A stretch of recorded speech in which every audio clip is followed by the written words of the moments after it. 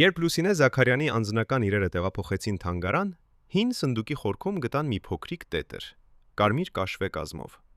Էջերը լի էին ձեռագիր նշումներով, որոնք երգչուհին գրել էր 1970 թվականներին։ Այնտեղ մի էջում դողդոջուն տառերով գրված էր. «Նրանք ուզում են, որ ես լռեմ, բայց ես չեմ լռի, նույնիսկ եթե դա ինձ կոտրի»։ Այս տողերը երբեք չեն հրապարակվել։ Ովքեր էին այն մարդիկ, ովքեր փորձում էին ճնշել Հայաստանի ամենասիրված ձայներից մեկը։ Ինչու էր Երևանի էլիտան դեմ նրան։ Եվ ինչպես էր մի պարզ աղջիկ գյուղից դարձել այն սարսափը, որից վախենում էին ամենահզոր մարդիկ։ Այս պատմությունը ոչ միայն փառքի մասին է, այն նաև դավադրության, նախանձի եւ մի կնոջ մասին է, ով մերժեց խոնարհվել, երբ ամբողջ համակարգը փորձում էր նրան ծնրադրել։ Լուսինե Զաքարյանը ծնվել է 1942 թվականին Գորիսի մի փոքրիկ տանը, որտեղ ձմռանը քամին փչում էր պատուհանների միջով, իսկ ամռանը արև այրում էր փայտե տանիքը։ Նրա հայրը Գրիգոր Զաքարյանը աշխատում էր տևական գործարանում 12 ժամ օրը, 6 օր շաբաթը։ Մայրը Սիրանուշը 3 երեխաներ էր մեծացնում այնպիսի պայմաններում, որ Երևանի բարձրաստիճան ընտանիքները երբեք չէին պատկերացնի։ Բայց այդ տանը, որտեղ երբեմն հացը բաժանվում էր 4 մասի, կար մի բան, որ ոչ մի փող չէր կարող գնել՝ Լուսինեի ձայնը։ Երբ աղջիկը 5 տարեկան էր, նա երգում էր իգում էր իրենց փոքրիկ բակում, եւ հարևանները դադարեցնում էին իրենց գործերը լսելու համար։ Դա ոչ թե սովորական երեխայի ձայն էր, դա էր բնության նվեր, որը ծնվում է մեկ անգամ 100 տարում մեկ։ Բայց Գորիսում տաղանդը բավարար չէր։ Երբ Լուսինեն 10 տարեկան էր, նրա հայրը որոշեց անհնարինը՝ ծախել իրենց փոքրիկ տան կեսը եւ տեղափոխվել Երևան։ Նրանք բնակվեցին Նոր Քմարաշի ծայրամասում, մի 2 սենյականոց բնակարանում, որտեղ ապրում էին 7 հոգի։ Լուսինեն սկսեց սովորել երաժշտական դպրոցում, բայց արդեն առաջին օրվանից զգաց, որ այստեղ ամեն ինչ այլ է։ Երևանյան երեխաները, ովքեր եկել էին հարուստ ընտանիքներից, նայում էին նրան ծաղրանքով։ Նրա կոշիկները կարված էին, նրա զգեստները հնացած, նրա խոսվածքը գյուղական։ Ուսուցիչները, որոնք սովորել էին տալ ավելի շատ ուշադրություն նրանց, ում ծնողները կարող էին շնորհակալություն ասել ծանրակշիռ ծրարներով, անտեսում էին Լուսինեին։ Բայց երբ աղջիկը բացեց բերանը եւ երգեց առաջին անգամ դասարանում, լռություն տիրեց։ Նույնիսկ ամենահամար ուսուցիչները, ովքեր տասնամյակներ էին աշխատում կոնսերվատորիայում, երբեք չէին լսել նման ձայն 12 տարեկան երեխայից։ Հենց այդ պահից սկսվեց դավադրությունը։ Երբ Լուսինեն 14 տարեկան էր, նրան հրավիրեցին մասնակցել Երևանի երիտասարդ տաղանդների մրցույթին։ Դա էր նրա առաջին իսկական հնարավորությունը ցույց տալ իրեն ամբողջ քաղաքին։ Նա պատրաստվեց ամիսներ շարունակ, վիարժվելով իրենց փոքրիկ բնակարանում, մինչդեռ հարևանները բողոքում էին աղմուկից։ Մրցույթի օրը Լուսինեն հագնեց իր միակ լավ զգեստը, մայրը կարել էր հին վարագույրներից։ Երբ նա ելավ բեմ, դահլիճում նստած էին Երևանի ամենահզոր մարդիկ, կոմպոզիտորներ, դերասաններ, պետական գործիչներ։ Նրանց դեմքերին կարդացվում էր թաքնված արհամարհանք. ով էր այս աղջիկը գյուղական շորերով։ Բայց երբ Լուսինեն սկսեց երգել, դահլիճը սառեց։ Նրա ձայնը լցվեց յուրաքանչյուր անկյունում, թափանցեց յուրաքանչյուր սրտի մեջ։ Դա էր այն պահը, երբ Երևանի էլիտան հասկացավ, այս աղջիկը վտանգ է իրենց փոքրիկ, փակ աշխարհի համար։ Բայց ովքեր էին այդ մարդիկ, ովքեր վախենում էին մի 14 տարեկան աղջկա ձայնից։ Եվ ինչպես էին նրանք պատրաստվում ոչնչացնել նրան, նախքան նա դառնար անկոտրում։ Մրցույթի արդյունքները հայտարարվեցին 3 օր անց։ Լուսինե Զաքարյանը զբաղեցրեց 3-րդ տեղը։ 3-րդ։ Երբ այդ բառը հնչեց բարձրախոսից, դահլիճում նստած մարդիկ շշմեցին։ Ամենաթույլ ելույթ ունեցող երեխաները, ովքեր դողում էին բեմում եւ մոռանում էին բարերը, ստացան առաջին եւ երկրորդ տեղերը։ Նրանց ծնողները, հայտնի դերասաններ եւ պետական պաշտոնյաներ, ծափահարում էին ոտքի կանգնած։ Իսկ Լուսինեն, ով երգել էր այնպես, որ կանայք լացում էին դահլիճում, ստացավ փոքրիկ բրոնզե մեդալ եւ ոչ մի հնարավորություն։ Այդ երեկո, երբ Լուսինեն վերադարձավ տուն, նա չլաց։ Նա նստեց իր անկողնու եզրին, ձեռքին բռնած այդ անիմաստ մեդալը եւ հասկացավ մի բան, որը 14 տարեկան երեխան երբեք չպետք է հասկանար։ Այս աշխարհում տաղանդը բավարար չէ։ Այստեղ կարևոր է, թե ով է քո հայրը, ում հետ է ճաշում քո մայրը եւ քանի փող ունես, որպեսզի ճիշտ դռները բացվեն։ Բայց եթե դատավորները կարծում էին, որ այդ 3-րդ տեղը կխորտակի Լուսինեին, նրանք սխալվեցին։ Հաջորդ օրը աղջիկը վերադարձավ երաժշտական դպրոց եւ սկսեց աշխատել ավելի քան երբևէ։ Նա վարժվում էր առավոտյան 6-ից մինչև երեկոյան 10-ը։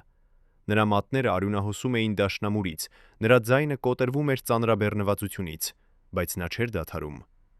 Ուսուցիչները, ովքեր սկզբում անտեսում էին նրան, հիմա չէին կարող անտեսել։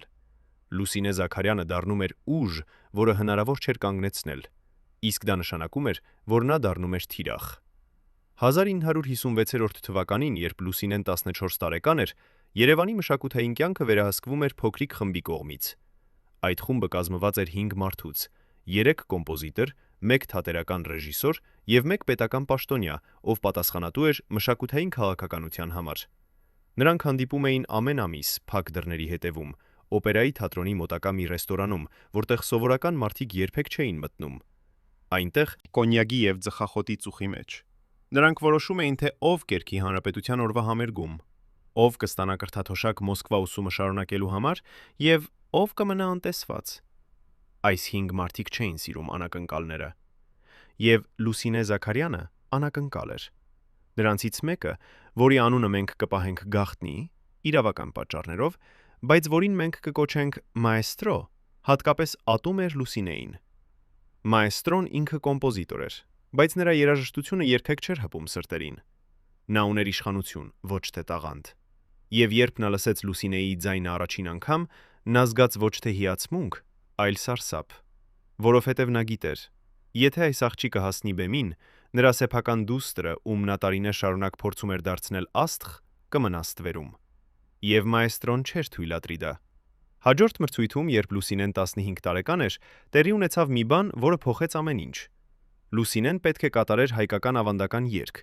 բայց մրցույթից 1 օր առաջ նրան ասացին, որ երգը փոխվել է։ Նոր երգը, որը նրան տվեցին, գրված էր մաեստրոյի կողմից և նախատեսված էր բարձր սոպրանոյի համար։ Լուսինեն մեծո-սոպրանո էր։ Երգը նրա համար ֆիզիկապես անհնար էր։ Երբ Լուսինեի մայրը, Սիրանուշը, գնաց բողոքելու, նրան ասացին. «Կանոնները կանոններ են, եթե ձեր դուստրը իսկական տաղանդ ունի, նա կհաղթահարի»։ Բայց դա ոչ թե փորձություն էր, դա դարան էր։ Մրցույթի օրը Լուսինեն ելավ բեմ, գիտենալով, որ նա պարտված է։ Նա փորձեց երգել այդ անհնար երգը, և նրա ձայնը կոտրվեց բարձր նոտաների վրա։ Դահլիճում լսվեցին ծիծաղներ, ոչ թե բարեկամական, այլ դաժան, հաշվարկված ծիծաղներ։ Երբ Լուսինեն իջավ բեմից, նրա դեմքը սպիտակ էր, բայց աչքերը չոր։ Նա չլաց։ Նա պարզապես հեռացավ և ամբողջ ճանապարհին տուն մտածում էր մեկ բանի մասին. ով էր այն մարդը, ով ուզում էր նրան խորտակել, և ինչպես էր նա պատրաստվում պատասխանել։ Բայց ամենավատը դեռ առաջ էր։ 2 շաբաթ անց Լուսինեի հայրը, Գրիգորը, կորցրեց իր աշխատանքը գործարանում։ Պաշտոնական պատճառը կրճատումներ։ Իրական պատճառը մեկը, ում դուստրը չպետք է երգեր, զանգահարել էր ճիշտ մարդուն։ Զաքարյանների ընտանիքը հայտնվեց ֆինանսական աղետի եզրին։ Լուսինեն պետք է լքեր երաժշտական դպրոցը և գնար աշխատելու շուկա, որպեսզի օգներ ընտանիքին։ Դա էր նպատակը։ Ոչնչացնել նրան ոչ թե բեմում, այլ կյանքում։ Դարձնել նրան անտեսանելի։ Բայց հենց այդ պահին տեղի ունեցավ մի բան, որը ոչ ոք չէր սպասում։ Լուսինեի ձայնը լսել էր մի մարդ, ով չէր պատկանում Երևանի էլիտային։ Նրա անունը Արամ Խաչատրյան էր, հին դաշնակահար, ով տասնամյակներ առաջ եղել էր հայտնի, բայց հիմա ապրում էր մոռացված, փոքրիկ բնակարանում կենտրոնում։ Արամը լսել էր Լուսինեի ձայնը պատահականորեն, երբ նա վարժվում էր դպրոցի դատարկ դասասենյակում։ Եվ այդ ձայնը նրան հիշեցրեց, թե ինչու էր նա սիրել երաժշտությունը, նախքան այն դառնար քաղաքականություն և փող։ Արամ Խաչատրյանը եկավ Զաքարյանների տուն մի երեկո, երբ ընտանիքը նստած էր լռության մեջ, չգիտենալով, թե ինչպես վճարել հաջորդ ամսվա վարձը։ Նա ասաց Լուսինեի ծնողներին. «Ես կսովորեցնեմ ձեր դստերը անվճար։ Եվ ես խոստանում եմ, 1 օր ամբողջ Երևանը կիմանա նրա անունը»։ Գրիգորը և Սիրանուշը լացին այդ երեկո, ոչ թե տխրությունից, այլ հույսից։ Բայց Արամ Խաչատրյանը գիտեր մի բան, որը Զաքարյանները դեռ չգիտեին. Երևանի էլիտան չէր դադարի։ Նրանք կշարունակեին հարձակվել, կշարունակեին փորձել կոտրել Լուսինեին, և հաջորդ հարձակումը կլիներ ավելի դաժան, քան ցանկացած մրցույթ, որովհետև այս անգամ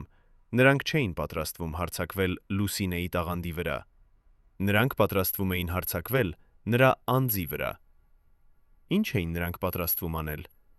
Եվ արդյոք Լուսինեն կարող էր դիմակայել այն դավադրությանը, որը նախագծվում էր փակ դռների հետևում։ Երբ Արամ Խաչատրյանը լսեց այդ զրույցները, նա գիտեր, թե ով էր դրանց հեղինակը։ Նա գնաց հանդիպման այն փակ ռեստորան, որտեղ մայստրոն եւ նրա խումբը հավաքվում էին։ Արամը մտավ ներս առանց հրավերի, առանց վախի։ Նա մոտեցավ մայստրոյի սեղանին, որտեղ նստած էին 5 մարդիկ, կոնյակի բաժակներով ձեռքին, եւ ասաց բարձր, որպեսի ամբողջ ռեստորանը լսեր. «Դուք կարող եք փորձել կոտրել մի աղջկա, բայց դուք չեք կարող կանգնեցնել ճշմարտությունը։ Նրա ձայնը ավելի ուժեղ է, քան ձեր ստերը»։ Սեղանի շուրջ տիրեց լռություն։ Մայստրոն դանդաղ դրեց իր բաժակը եւ ժպտաց։ Այդ ժպիտը սառ էր, հաշվարկված։ Նա ասաց. «Արամ, դու ծերացել ես։ Դու չգիտես, թե ինչպես է աշխարհը աշխատում այժմ։ Գնա տուն»։ Բայց Արամը չգնաց տուն։ Նա մնաց կանգնած, նայելով մայստրոյի աչքերի մեջ եւ ասաց. «Ես գիտեմ, թե ինչպես է աշխարհը աշխատում, եւ ես նաեւ գիտեմ, թե ինչպես է այն փոխվում։ Լուսինե Զաքարյանը կփոխի այն»։ Այդ երեկո, երբ Արամը հեռացավ ռեստորանից, մայստրոն դարձավ իր ընկերների կողմը եւ ասաց. «Մենք պետք է ավելի լուրջ գործողություններ ձեռնարկենք»։ Եվ նրանք ձեռնարկեցին։ Հաջորդ շաբաթ Լուսինե Զաքարյանին հրավիրեցին դպրոցի տնօրենի գրասենյակ։ Տնօրենը, միջին տարիքի կին, խիստ դեմքով եւ սառը ձայնով, ասաց Լուսինեին, որ բազմաթիվ բողոքներ են ստացվել նրա անպատշաճ վարքագծի մասին։ Երբ Լուսինեն հարցրեց, թե ինչ վարքագծի մասին է խոսքը, տնօրենը չպատասխանեց ուղղակիորեն։ Նա պարզապես ասաց. «Քեզ խորհուրդ է տրվում հեռանալ դպրոցից կամավոր։ Դա կլինի ավելի լավ բոլորի համար»։ Լուսինեն նստած էր այդ սառը գրասենյակում, նայելով տնօրենի դեմքին, եւ հասկացավ, որ այս կինը չէր հավատում այդ զրույցներին, բայց նա վախենում էր։ Վախենում էր կորցնել իր աշխատանքը, վախենում էր դեմ դուրս գալ այն մարդկանց, ովքեր ունեին իշխանություն, եւ այդ վախը նրան դարձրել էր գործիք։ Լուսինեն չհեռացավ դպրոցից, նա մնաց, բայց կյանքը դարձավ դժոխք։ Ուսուցիչները անտեսում էին նրան դասերի ժամանակ, երեխաները խուսափում էին նրանից ընդմիջումների ժամանակ, նույնիսկ դպրոցի պահակը, ծեր մարդ, ով միշտ ժպտում էր Լուսինեին, այժմ խուսափում էր նրա հայացքից։ Լուսինեն դարձել էր ուրվական, բայց նա շարունակեց գալ դպրոց ամեն օր, շարունակեց վարժվել, շարունակեց երգել, որովհետև նա գիտեր, եթե դադարեր, նրանք կհաղթեին։ Իսկ Արամ Խաչատրյանը, ով տեսնում էր, թե ինչ էր տեղի ունենում, որոշեց անել մի բան, որը կփոխեր ամեն ինչ։ Նա ուներ մի հին ընկեր Մոսկվայում, հայտնի կոմպոզիտոր, ով տարիներ առաջ եղել էր նրա դասընկերը կոնսերվատորիայում։ Արամը գրեց նրան նամակ, նկարագրելով Լուսինեի տաղանդը եւ խնդրելով օգնություն։ Նա նաեւ գցեց Լուսինեի ձայնի ձայնագրություն, կատարված հին մագնիտոֆոնով Արամի բնակարանում։ Ձայնագրությունը վատ որակի էր, լի աղմուկով եւ խռովքներով, բայց Լուսինեի ձայնը անցնում էր բոլոր թերությունների միջով։ 3 շաբաթ անց եկավ պատասխանը։ Մոսկվայից կոմպոզիտորը գրել էր. «Արամ, ես լսեցի ձայնագրությունը 10 անգամ։ Այս աղջիկը պետք է գա Մոսկվա։ Ես կարող եմ կազմակերպել նրա համար լսում Բոլշոյ թատրոնի ակադեմիայում, բայց նա պետք է գա այս ամառ։ Հնարավորությունները չեն սպասում»։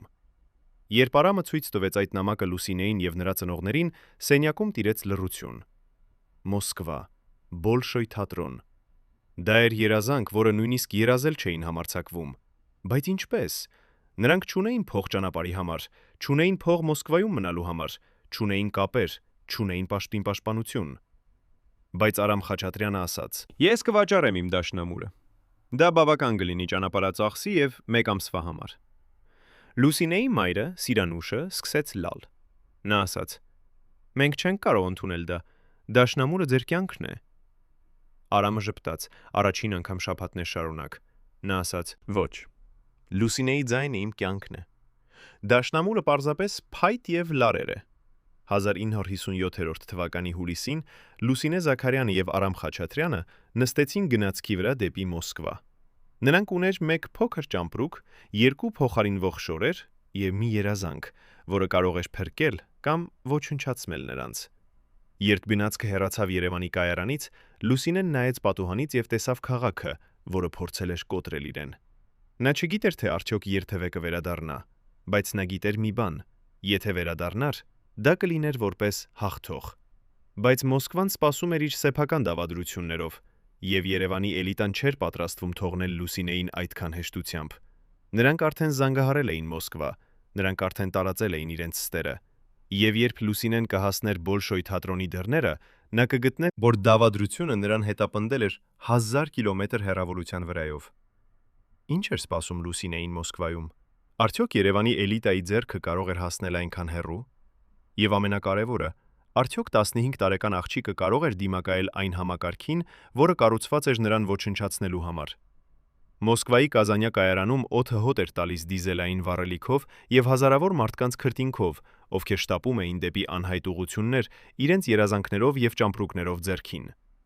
Լուսինե Զաքարյանը եւ Արամ Խաչատրյանը կանգնած էին պլատֆորմի վրա, շրջապատված այդ մարդկային ծովով, եւ առաջին անգամ իրենց կյանքում զգացին իրական վախ։ Ոչ թե վախ ձախողումից, այլ վախ անհայտից։ Երևանում որքան էլ դաժան էր դավադրությունը, նրանք գիտեին կանոնները, բայց այստեղ, այս հսկա քաղաքում, որտեղ շենքերը այնքան բարձր էին, որ թաքցնում էին երկինքը, նրանք էին երկու անծանոթ, առանց պաշտպանության, առանց ապաստանի։ Արամը բռնեց Լուսինեի ձեռքը եւ ասաց. «Հիշիր, ինչեր տեղի ունենա, քո ձայնը, քո զենքն է։ Նրանք կարող են փակել դռները, բայց չեն կարող փակել քո բերանը»։ Բայց երբ նրանք հասան այն հասցեին, որտեղ պետք է մնային, փոքրիկ կոմունալկա Արբատի մոտ, որը Արամի ընկերը կարգավորել էր նրանց համար, նրանք գտան փակ դուռ եւ թղթի կտոր, որի վրա գրված էր. «Սենյակը այլևս հասանելի չէ, ներողություն»։ Ո՞վ էր զանգահարել այնտեղ նախքան նրանց ժամանումը։ Ո՞վ էր համոզել տնտեսուհուն, որ այս երկու մարդիկ անցանկալի են։ Եվ ինչպես էին Երևանից հասցրել Մոսկվա ավելի արագ, քան գնացքը։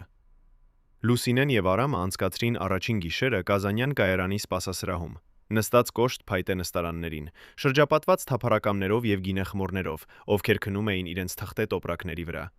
Լուսինեն չքնեց։ Նա նստած էր, ձեռքերը փաթաթած իր փոքրիկ ճամպրուկի շուրջը եւ մտածում էր մի բանի մասին։ Երևանում նրանք փորձել էին կոտրել իրեն բացահայտ հարձակումներով, կեղտոտ զրույցներով, մեկուսացմամբ, սպառնալիքներով, բայց այստեղ Մոսկվայում հարձակումը ավելի նրբագեղ էր։ Այստեղ նրանք պարզապես ջնջում էին քեզ, դարձնում էին անտեսանելի, փակում էին դռները նախքան դու հասնելը։ Եվ ամենավատը, դու երբեք չէիր իմանում, թե ով էր քո թշնամին, որովհետև նրանք գործում էին ստվերներից։ Առավոտյան Արամը վաճառեց իր ոսկե ժամացույցը, իր հոր ժառանգությունը, մի փոքր շուկայում, որտեղ հարցեր չէին տալիս։ Փողը բավական էր 2 շաբաթվա համար, եթե նրանք ուտեին միայն հաց եւ պանիր։ Նրանք գտան մի փոքրիկ սենյակ ենթակարում, տագանկայի մոտ, որտեղ խոնավությունը այնքան ուժեղ էր, որ պատերը ծածկված էին կանաչ բորբոսով։ Բայց դա տանիք էր գլխի վրա, եւ դա բավական էր։ Բոլշոյ թատրոնի ակադեմիայի լսումը նշանակված էր 3 օր անց։ Լուսինեն վարժվում էր այդ խոնավ ենթակարում, նրա ձայնը արձագանքվում էր ցածր առաստաղից, իսկ վերևից հարևանները բախում էին հատակին, պահանջելով լռություն։ Բայց Լուսինեն չդադարեց։ Նա վարժվում էր առավոտյան 6-ից մինչև երեկոյան 10-ը, կրկնելով նույն արյաները տասնյակ անգամներ, մինչև նրա ձայնը դառնում էր կատարյալ։ Արամը նստում էր անկյունում, լսում եւ երբեմն արտասվում։ Ոչ թե տխրությունից, այլ այն բանից, որ նա գիտեր, լսում է մի բան, որը տեղի է ունենում մեկ անգամ սերնդում մեկ։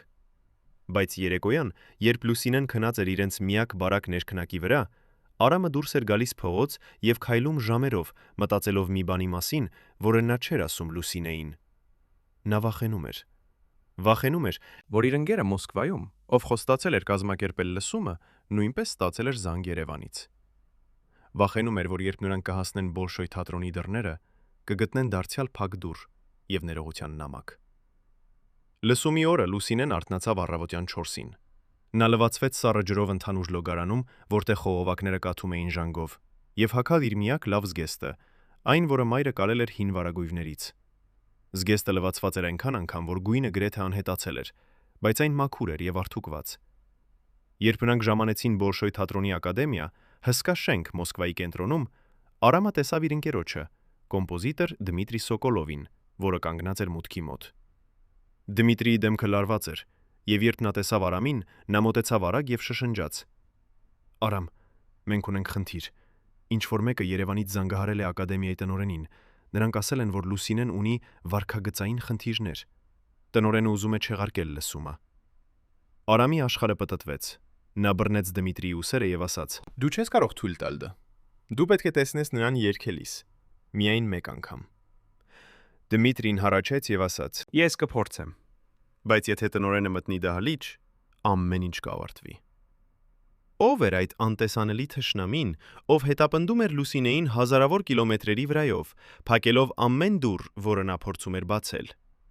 Եվ արդյոք մի 15 տարեկան աղջիկ կարող էր դիմակայել այն համակարգին, որը կառուցված էր ոչնչացնելու նրան, ով չուներ ճիշտ ազգանունը, ճիշտ կապերը, ճիշտ փողը։ Բոլշոյ թատրոնի ակադեմիայի փոքր դահլիճը, որտեղ անցկացվում էին լսումները, տարբերվում էր ամեն ինչով, ինչ Լուսինեն երբևէ տեսել էր Երևանում։ Պատերը ծածկված էին մուգ կարմիր թավշով, որը կլանում էր ամեն ձայն, իսկ բեմի վրա կանգնած էր մի հսկա դաշնամուր, Steinway և Sons, որի արժեքը հավասար էր Զաքարյանների ընտանիքի 10 տարվա եկամուտին։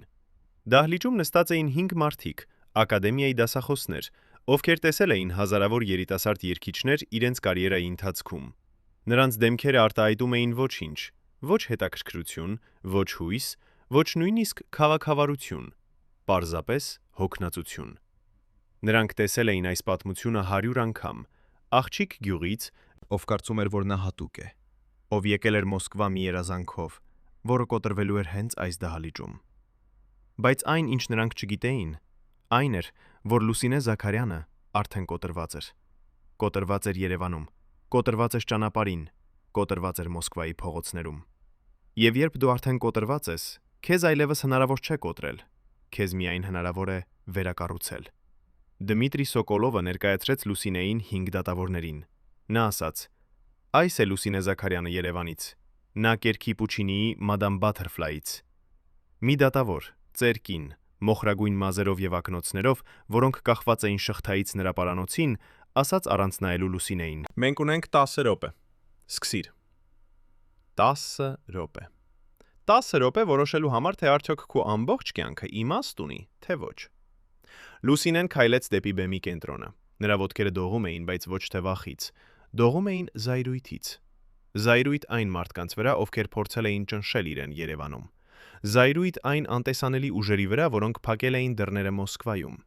Զայրույթ այս 5 մարդկանց վրա, ովքեր նայում էին իրեն այնպես, կարծես նա արդեն ձախողված էր։ Եվ այդ զայրույթը, երբ Լուսինեն բացեց բերանը և սկսեց երգել, վերածվեց կրակի։ Արիան, որը Լուսինեն ընտրել էր, Ումբելդի Վեդրեմոն, պատմում է մի կնոջ մասին, ով սպասում է իր սիրելիին, ով լքել է իրեն, բայց նա դեռ հավատում է, որ նա կվերադառնա։ Դա երգ է հույսի, կորստի և վերջապես ինքնախաբեության մասին։ Բայց երբ Լուսինեն երգեց այն, դա դարձավ ավելին։ Դա դարձավ պատերազմի հռչակագիր։ Նրա ձայնը լցվեց դահլիճում, ոչ թե որպես ձայն, այլ որպես ֆիզիկական ուժ, որը հարվածում էր պատերին, առաստաղին, հատակին։ Դատավորները, ովքեր սկզբում նստած էին անտարբեր, դանդաղ սկսեցին փոխել իրենց դիրքերը։ Վերկինը, ով ասել էր 10 րոպե, հանեց իր ակնոցները և սկսեց սրբել դրանք իր շարֆով։ Ոչ թե որովհետև կեղտոտ էին, այլ որովհետև նրա աչքերը լցվել էին արտասուքներով։ Երբ Լուսինեն հասավ Արիայի գագաթնակետին, այն պահին, երբ Բաթերֆլայը երգում է «Lo aspetto», ես սպասում եմ նրան, նրա ձայնը բարձրացավ այնքան բարձր, այնքան մաքուր, որ դահլիճում ապակյա շամբարները սկսեցին թրթռալ։ Եվ այնուհետև լռություն։ Լուսինեն ավարտեց երգը և կանգնեց բեմի կենտրոնում, նրա կրծքավանդակը բարձրանում և իջնում էր արագ շնչառությունից, նրա դեմքը ծածկված քրտինքով։ 5 դատավորները նստած էին անշարժ։ 1, 2, 3 վայրկյան անցան։ Եվ այնուհետև ծեր կինը, ով սրբել էր իր ակնոցները, ոտքի ելավ։ Նա սկսեց ծափահարել, դանդաղ, ռիթմիկ ծափահարում, որը արձագանքվում էր դահլիճում։ Եվ այնուհետև մեկ առ մեկ մյուս 4 դատավորները նույնպես ոտքի ելան և միացան ծափահարությանը։ Դմիտրի Սոկոլովը, ով կանգնած էր դահլիճի հետևում, ծածկեց իր դեմքը ձեռքերով և լաց եղավ։ Արամ Խաչատրյանը, ով նստած էր վերջին շարքում, նայեց դեպի առաստաղը և շշնջաց. «Շնորհակալություն»։ Բայց հենց այդ պահին դահլիճի դուռը բացվեց բուռն և ներս մտավ մի մարդ, կարճահասակ, գեր, սև կոստյումով և կարմիր դեմքով։ Դա էր ակադեմիայի տնօրենը Վլադիմիր Պետրովիչ Գրիգորյանը։ Նա մտավ դահլիճ այնպիսի արագությամբ, որը չէր համապատասխանում նրա տարիքին, և գոչեց. «Դադարեցրեք, այս լսումը չի հաստատված»։ Ծեր կինը, ով դեռ ծափահարում էր, դադարեց և դարձավ դեպի տնօրենը։ Նա ասաց իր ձայնը սառը և կտրուկ. «Վլադիմիր Պետրովիչ, մենք լսեցինք այն, ինչ պետք է լսեինք։ Այս աղջիկը ընդունված է»։ Տնօրենը մոտեցավ բեմին, նրա դեմքը ծածկված քրտինքով, թեև դա լիճում սառն էր։ Նա ասաց. «Դուք չեք հասկանում։ Ես ստացել եմ տեղեկություններ Երևանից։ Այս աղջիկը ունի լուրջ վարքագծային խնդիրներ։ Մենք չենք կարող ընդունել նրան»։ Ծեր կինը հանեց իր ակնոցները եւ նայեց տնօրենի աչքերի մեջ։ Նա ասաց. Վլադիմիր Պետրովիչ, «Ես աշխատում եմ այս ակադեմիայում 42 տարի։ Ես սովորեցել եմ Վիշնևսկայային, Օբրացովային, Արխիպովային։ Եվ ես ձեզ ասում եմ, այս աղջիկը ունի ձայն, որը ես լսել եմ միայն 3 անգամ իմ ողջ կարիերայի ընթացքում։ Եթե դուք չընդունեք նրան այս ակադեմիա, ես հեռանում եմ։ Եվ ես կվերցնեմ իմ հետ բոլոր նրանց, ովքեր հարգում են արվեստը ավելի քան քաղաքականությունը»։ Դահլիճում տիրեց լռություն։ Տնօրենը նայեց ծեր կնոջը, այնուհետև մյուս դատավորներին, ովքեր բոլորը կանգնած էին անշարժ, նրանց դեմքերը արտահայտում էին համաձայնություն։ Նա հասկացավ, որ պարտվել է։ Նա դարձավ եւ հեռացավ դահլիճից, առանց ասելու եւս մի բառ։ Լուսինե Զաքարյանը ընդունվեց Բոլշոյ թատրոնի ակադեմիա 1957 թվականի օգոստոսի 12-ին։ Նա դարձավ առաջին հայ ուսանողը այդ ակադեմիայի պատմության մեջ, ով ընդունվել էր առանց պաշտոնական երաշխավորության, առանց կապերի, առանց փողի, միայն ձայնով։ Բայց այդ հաղթանակը գնեց թանկ։ Երբ լուրը հասավ Երևան, մաեստրոն եւ նրա խումբը հասկացան, որ նրանք պարտվել են առաջին ռաունդում։ Բայց պատերազմը դեռ չէր ավարտվել,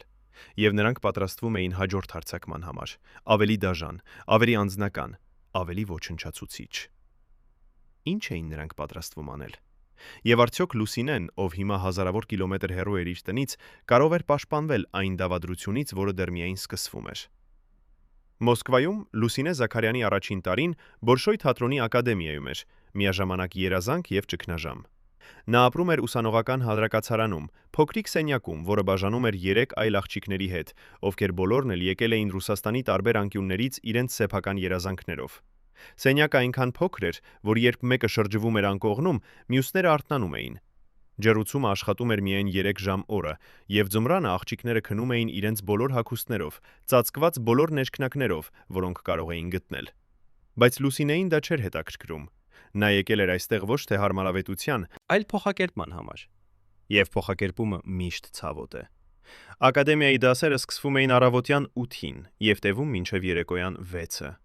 Ձայնի տեխնիկա, շնչառության վարժություններ, դերասանական վարպետություն, իտալերեն, ֆրանսերեն, երաժշտության պատմություն, թյուն, բեմական շարժում։ Լուսինեն սովորում էր այնպիսի ինտենսիվությամբ, որը վախեցնում էր նույնիսկ ուսուցիչներին։ Նա առաջինն էր գալիս դասարան եւ վերջինը հեռանալ։ Երբ մյուս ուսանողները գնում էին ճաշեշելու կամ հանգստանալու, Լուսինեն մնում էր վարժասրահում եւ կրկնում իր արյաները տասնյակ անգամներ, մինչեւ նրա ձայնը դառնում էր կատարյալ։ Ուսուցիչները տեսնում էին նրա մեջ մի բան, որը նրանք չէին տեսել տարիներ շարունակ՝ սովորողականություն, որը սահմանակցում էր ամբարտավանության հետ։ Լուսինեն չէր հարցնում թույլտվություն։ Նա պարզապես անում էր այն, ինչ պետք է անել, եւ եթե մեկը փորձում էր կանգնեցնել իրեն, նա անտեսում էր։ Բայց ակադեմիայում կային նաեւ նրանք, ովքեր չէին սիրում Լուսինեին։ Մասամբ նախանձից, մասամբ էլ այն պատճառով, որ նա էր օտարը, հայուհին, ով խոսում էր ռուսերեն ակցենտով, ով չուներ ճիշտ հագուստը, ճիշտ վարքագիծը, ճիշտ ծագումը։ Կային ուսանողներ, ովքեր շշնջում էին նրա անցնելիս, ովքեր ծաղրում էին նրա հագուստը, ովքեր տարածում էին զրույցներ նրա մասին։ Բայց Լուսինեն սովորել էր Երևանում, թե ինչպես տոկալ զրույցներին։ Նա պարզապես անտեսում էր դրանք եւ շարունակում աշկում աշխատել։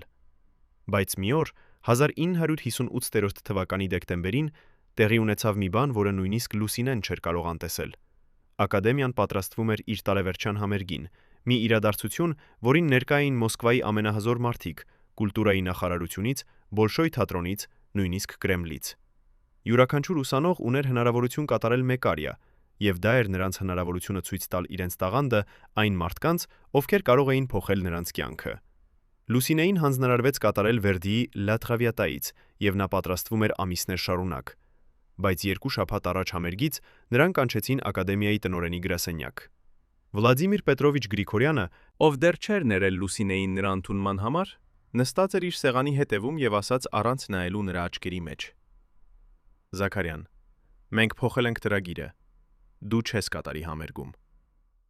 Լուսինեն կանգնած էր այդ սառը գրասենյակում, նայելով այս մարդուն, ով ժպտում էր այնպիսի ժպիտով, որը ասում էր՝ ես հաղթեցի, եւ զգաց, թե ինչպես է նրա ներսում բորբոքվում մի բան, որը նա փորձել էր վերահսկել ամիսներ շարունակ։ Զայրույթ։ Ոչ թե տխուր զայրույթ,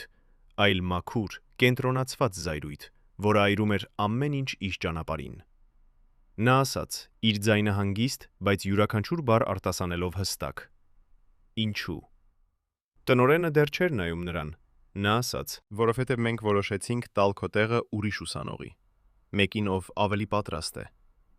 Լուսինեն գիտեր, թե ով էր այդ ուրիշ ուսանողը։ Դա էր Իրինա Վոլկովան, տնօրենի հարազատ քրոջ դուստրը, ով ուներ գեղեցիկ դեմք եւ հարուստ ընտանիք, բայց ձայն, որը կորչում էր դահլիճի հետին շարքերում։ Լուսինեն դուրս եկավ գրասենյակից եւ գնաց ուղակի դեպի վարժասրահը, որտեղ նա գիտեր, որ կգտներ Աննա Պավլովնային, ծեր ուսուցչուհուն, ով պաշտպանել էր իրեն լսումի ժամանակ։ Աննա Պավլովնան նստած էր դաշնամուրի մոտ, նվագելով Շոպենի նոկտյուրն, երբ Լուսինեն մտավ։ Նա տեսավ Լուսինեի դեմքը եւ անմիջապես հասկացավ։ Նա ասաց. «Նա հանեց քեզ համերգից»։ Լուսինեն գլուխ թեքեց։ Աննա Պավլովնան ծեծեց դաշնամուրի ծածկը այնպիսի ուժով, որ ձայնը արձագանքվեց ամբողջ շենքում։ Նա ասաց. «Այդ անմարդը, այդ փոքրիկ վախկոտ անմարդը»։ Եվ այնուհետև նա նայեց Լուսինեի աչքեսինեի աչքերի մեջ եւ ասաց. «Բայց մենք չենք թույլատրի դա։ Դու կերքես այդ համերգում։ Ես խոստանում եմ»։ Հաջորդ 2 շաբաթվա ընթացքում Աննա Պավլովնան արեց մի բան, որը կարող էր ավարտել նրա կարիերան։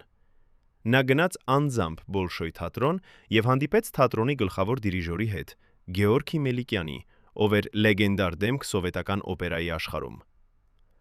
Նա ասաց նրան Լուսինեի մասին, ցույց տվեց նրա ձայնագրությունները, պատմեց, թե ինչպես էր ակադեմիայի տնօրենը փորձում ոչնչացնել նրան։ Գեորգի Մելիկյանը լսեց լռությամբ, եւ երբ Աննա Պավլովնան ավարտեց, նա ասաց. «Ես ուզում եմ լսել այս աղջկան ինքս»։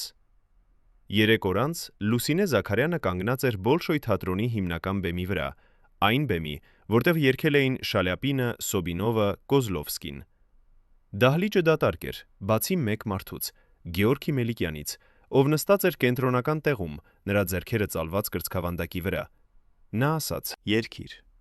Լուսինեն երգեց Վիսիդարտեն Պուչինի Տոսկայից։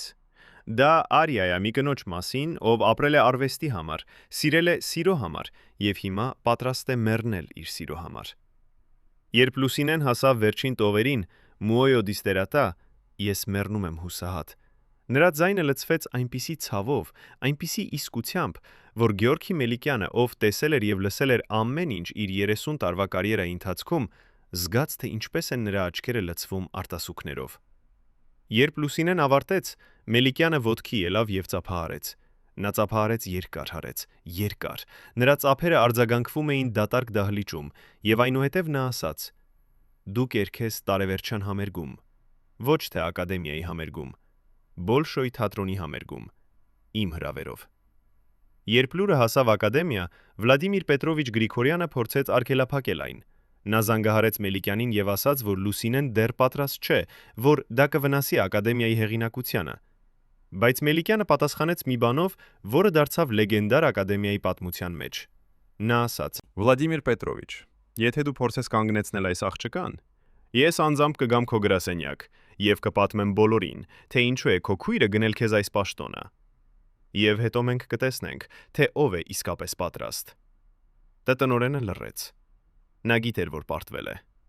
Բոլշոյ թատրոնի տարեվերջյան համերգը տեղի ունեցավ 1958 թվականի դեկտեմբերի 22-ին։ Դահլիճը լի էր 2000 մարդով, դիվանագետներ, նախարարներ, արտիստներ, լրագրողներ։ Երբ Լուսինե Զաքարյանի անունը հայտարարվեց, շատերը չգիտեին, թե ով է նա, բայց երբ նա ելավ բեմ, փոքրիկ, նիհար, իր պարզ սև զգեստով, որը Աննա Պավլովնան փոխանցել էր իրեն, եւ սկսեց երգել, ամբողջ դահլիճը սառեց։ Նա երգեց Վիսիդարտեն, եւ երբ հասավ վերջին նոտային, երբ նրա ձայնը բարձրացավ այնքան բարձր, որ թվում էր կհասնի երկինք, 2000 մարդ միաժամանակ ոտքի ելան եւ սկսեցին ծափահարել։ Ծափահարությունը տևեց 7 րոպե։ 7 րոպե, որի ընթացքում Լուսինեն կանգնած էր բեմի վրա, արտասուքները հոսում էին նրա դեմքով, եւ նա մտածում էր մի բանի մասին։ Երևանում այն մարդկանց մասին, ովքեր փորձել էին կոտրել իրեն, եւ թե ինչպես էր նա հիմա կանգնած այստեղ, Բոլշոյ թատրոնի բեմի վրա, ապացուցելով, որ նրանք սխալվել էին, բայց հաղթանակը միշտ գալիս է գնով։ Եվ Լուսինե Զաքարյանի համար այդ գինը դեռ չէր վճարվել ամբողջությամբ, որովհետև Երևանում մայեստրոն եւ նրա խումբը դիտում էին, սպասում էին, պլանավորում էին իրենց վերջնական հարձակումը։ Եվ այս անգամ նրանք չէին պատրաստվում հարձակվել Լուսինեի կարիերայի վրա։ Նրանք պատրաստվում էին հարձակվել նրա ընտանիքի վրա։ Ո՞վ էր պատրաստվում վնասել Լուսինեի սիրելիներին։ Եվ արդյոք նա կարող էր պաշտպանել նրանց, երբ ինքը գտնվում էր հազարավոր կիլոմետր հեռու։ 1959 թվականի փետրվարին, երբ Մոսկվան ծածկված էր ձյան հաստ շերտով եւ ջերմաստիճանը իջել էր -20 աստիճանի, Լուսինե Զաքարյանը ստացավ հեռագիր Երևանից։ Հեռագիրը եկել էր ոչ թե նրա ծնողներից, այլ հարևանուհուց, տիկին Արմինեից, ով ապրում էր Զաքարյանների տան դիմացը։ Հեռագրում գրված էր միայն 6 բառ. «Քո հայրը շատ հիվանդ է, արի անմիջապես»։ Լուսինեն կարդաց այդ բառերը մեկ անգամ, երկու անգամ, երեք անգամ, եւ յուրաքանչյուր անգամ նրանք դառնում էին ավելի իրական, ավելի սարսափելի։ Նա վազեց դեպի Աննա Պավլովնայի բնակարանը, այն միակ տեղը Մոսկվայում, որտեղ նա զգում էր, որ կարող է խոսել ճշմարտությունը։ Երբ Աննա Պավլովնան բացեց դուռը եւ տեսավ Լուսինեի դեմքը, նա անմիջապես հասկացավ։ Նա ոչինչ չասաց, պարզապես գրկեց Լուսինեին եւ թույլ տվեց նրան լալ այնպես, ինչպես նա չէր լացել տարիներ շարունակ։ Արտասուքները, որոնք կուտակվել էին բոլոր այն ամիսների ընթացքում, դավադրությունները, մեկուսացումը, պայքարը, վախը, վերջապես գտան ելք։ Երբ Լուսինեն կարողացավ խոսել, նա ասաց. «Ես պետք է գնամ տուն, բայց ես չունեմ փող տոմսի համար»։ Աննա Պավլովնան նայեց նրա աչքերի մեջ եւ ասաց. «Դու կգնաս։ Ես կվաճառեմ իմ ադամանդե ականջողերը, իմ մահացած ամուսնու նվերը։ Դրանք բավական կլինեն»։ Բայց երբ Լուսինեն գնաց տոմս գնելու, նա պարզեց մի բան, որը սառեցրեց նրա արյունը։ Բոլոր տոմսերը դեպի Երևան վաճառված էին հաջորդ 2 շաբաթվա համար։ Յուրաքանչյուր գնացք, յուրաքանչյուր տեղ զբաղված։ Դրանից հետո Լուսինեն արեց մի բան, որը նա երբեք չէր մտածել, որ կկարողանա անել։ Նա գնաց կայարանի պետի գրասենյակ, մի ծեր մարդ, մոխրագույն ուսներով եւ հոգնած աչքերով, ով տեսել էր հազարավոր մարդկանց հուսահատություն իր 30 տարվա աշխատանքի ընթացքում։ Լուսինեն ասաց նրան. «Իմ հայրը մահամերձ է, ես պետք է գնամ տուն, խնդրում եմ, օգնեք ինձ»։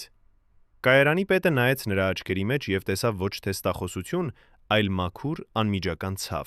Նա հառաչեց եւ ասաց. «Կա մեկ տեղ վագոնի միջանցքում։ Դու կնստես հատակին 3 օր եւ 3 գիշեր, բայց դու կհասնես»։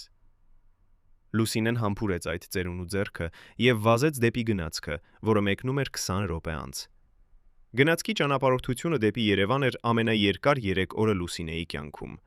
Նա նստած էր միջանցքի հատակին, ճամպրուկը գլխի տակ, շրջապատված ուղևորներով, ովքեր անցնում էին նրա կողքով, երբեմն կոխոտելով նրա ոտքերը, երբեմն նայելով նրան գթությամբ։ Նա չէր ուտում, քիչ էր խմում եւ ամբողջ ժամանակ մտածում էր մեկ բանի մասին. ինչ էր պատահել իր հորը։ Հեռագիրը չէր բացատրում, պարզապես ասում էր շատ հիվանդ։ Բայց Լուսինեն գիտեր իր հորը։ Գրիգոր Զաքարյանը երբեք չէր բողոքել, երբեք չէր ցույց տալիս իր ցավը։ Եթե նա այնքան հիվանդ էր, որ հարևաններ հեռագիր էին ուղարկում, դա նշանակում էր, որ իրավիճակը շատ լուրջ էր։ Գնացքը շարժվում էր դանդաղ հարավ, անցնելով ռուսական դաշտերով, ուկրաինական գյուղերով, վրացական լեռներով։ Եվ յուրաքանչյուր կիլոմետրով Լուսինեն զգում էր, թե ինչպես է մի անտեսանելի ձեռք սեղմում նրա սիրտը ավելի ու ավելի ուժեղ։ Երբ գնացքը վերջապես հասավ Երևանի կայարան, արդեն երեկո էր։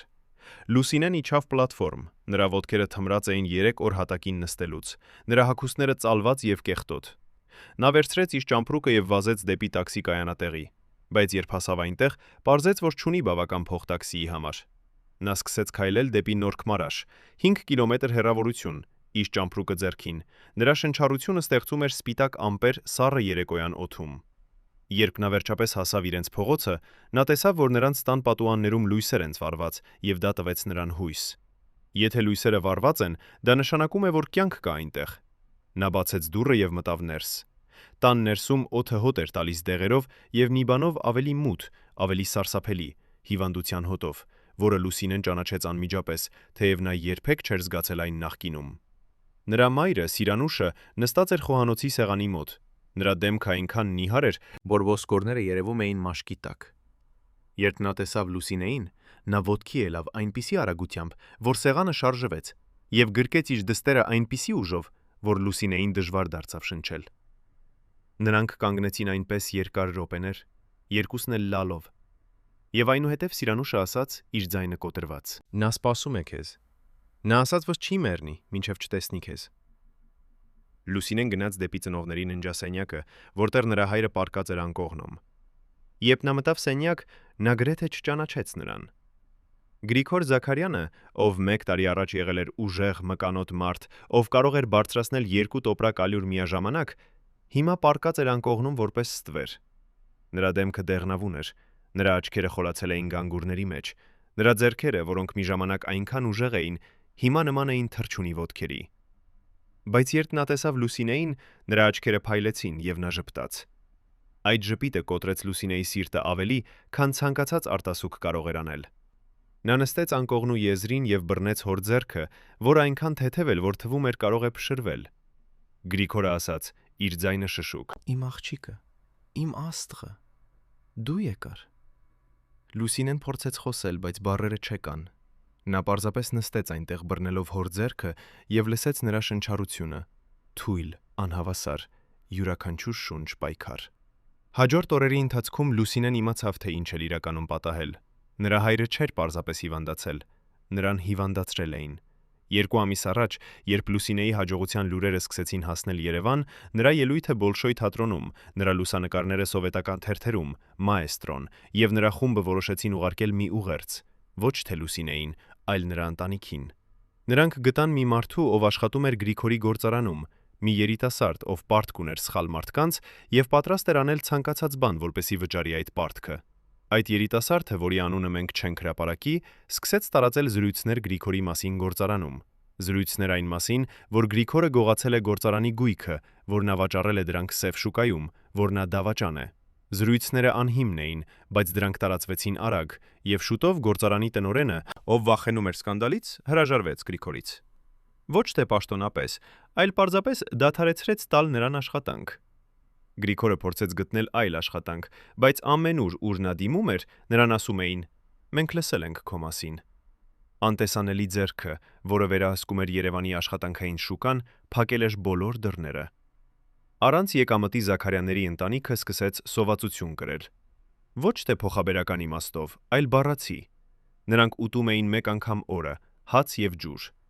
Սիրանուշը վաճառեց իրենց բոլոր արժեքավոր իրերը, նրա հարսանեկան մատանին, Գրիգորի հոր ժամացույցը, նույնիսկ Լուսինեի մանկության լուսանկարները, որոնք պահվում էին արծաթե շրջանակներում։ Բայց դա բավական չէր։ Եվ Գրիգորը, ով ամբողջ կյանքում եղել էր հպարտ մարդ, ով երբեք չէր խնդրել օգնություն, սկսեց կոտրվել։ Ոչ թե ֆիզիկապես սկզբում, այլ հոգեպես։ Նա նստում էր իրենց փոքրիկ բնակարանում ժամերով, նայելով պատուհանից, եւ մտածում էր մի բանի մասին։ Նա ուղարկել էր իր դստերը Մոսկվա, որպեսզի նա ունենա ավելի լավ կյանք, բայց փոխարենը նա բերել էր աղետ իրենց ընտանիքին։ Այդ մեղավորության զգացումը, որը ուտում էր նրան ներսից, դարձավ ավելի ուժեղ, քան ցանկացած ֆիզիկական հիվանդություն կարող էր լինել։ Եվ այնուհետև, մի ամիս առաջ, Գրիգորի առողջությունը սկսեց կտրուկ վատանալ։ Նա սկսեց կորցնել քաշը, նրա մաշկը դեղնեց, նա չէր կարող պահել ուտելիքը։ Սիրանուշը տարավ նրան հիվանդանոց, բայց բժիշկները, ովքեր տեսան նրա վիճակը, ասացին, որ նրանք չեն կարող օգնել առանց հատուկ դեղերի, որոնք հասանելի էին միայն Մոսկվայում կամ Լենինգրադում։ Եվ այդ դեղերը արժեին ավելի շատ, քան Զաքարյանների ընտանիքը կարող էր վաստակել 10 տարում։ Սիրանուշը փորձեց փող վերցնել, բայց ով կտար փող մի ընտանիքի, որը արդեն հայտնի էր որպես խնդրահարույց։ Նա փորձեց գնալ Մաեստրոյի տուն եւ աղաչել օգնություն, բայց դռները չբացվեցին նրա համար։ Նա կանգնեց այնտեղ մի ժամ, թակելով դուռը, մինչև հարևանները եկան եւ ասացին նրան հեռանալ։ Եվ այնպես Գրիգոր Զաքարյանը պառկեց իր անկողնում եւ սկսեց մեռնել դանդաղ, ցավոտ մահով, որը կարող էր կանխվել, եթե ինչ-որ մեկը ուզեր օգնել։ Լուսինեն նստած էր հոր անկողնու կողքին, լսելով այս պատմությունը իր մոր բերանից, եւ զգաց, թե ինչպես է նրա ներսում բորբոքվում մի բան, որը նա երբեք չէր զգացել նախկինում։ Ոչ թե զայրույթ, ոչ թե ատելություն, այլ մի բան ավելի մութ, ավելի վտանգավոր։ Վրեժխնդրություն, մաքուր, սառը վրեժխնդրություն, որը սառեցնում էր նրա արյունը եւ վեպարզեցնում նրա մտքերը։ Նա գիտեր հիմա, թե ինչ պետք է անի։ Նա պետք է վերադառնար Մոսկվա, ավարտեր իր ուսումը, դառնար այնքան հայտնի, այնքան հզոր, որ մայստրոն եւ նրա խումբը երբեք չկարողանան վնասել նրան կամ նրա ընտանիքին։ Բայց նախ նա պետք է փրկեր իր հորը։ Հաջորդ առավոտ Լուսինեն արեց մի բան, որը նա երբեք չէր մտածել, որ կկարողանա անել։ Նա գնաց Երևանի կենտրոնական հրապարակ, որտեղ մարդիկ հավաքվում էին շաբաթական շուկայի համար, եւ սկսեց երգել։ Ոչ թե արյաներ, ոչ թե օպերա, այլ հայկական ժողովրդական երգեր, որոնք բոլորը գիտեին եւ սիրում էին։ Նա դրեց իր 5 գլխարկը հատակին իր առջև եւ երգեց 3 ժամ անընդմեջ։ Մարդիկ կանգ առան լսելու եւ շատերը լացին, որովհետեւ նրանք երբեք չէին լսել այդպիսի ձայն փողոցում։ Երբ Լուսինեն ավարտեց, գլխարկը լի էր փողով։ Ռուբլիներ, կոպեկներ, նույնիսկ մի քանի արտասահմանյան մետաղահմանյան լադրամներ։ Դա բավական էր մեկ շաբաթվա դեղերի համար։ Լուսինեն վերցրեց փողը եւ վազեց դեպի դեղատուն։ Բայց երբ նա հասավ դեղատուն եւ խնդրեց այն դեղերը, որոնք բժիշկները նշանակել էին, դեղագործուհին միջին տարիքի կին հոգնած աչքերով նայեց նրան եւ ասաց. «Այս դեղերը հասանելի չեն այստեղ, դուք պետք է գնաք Մոսկվա»։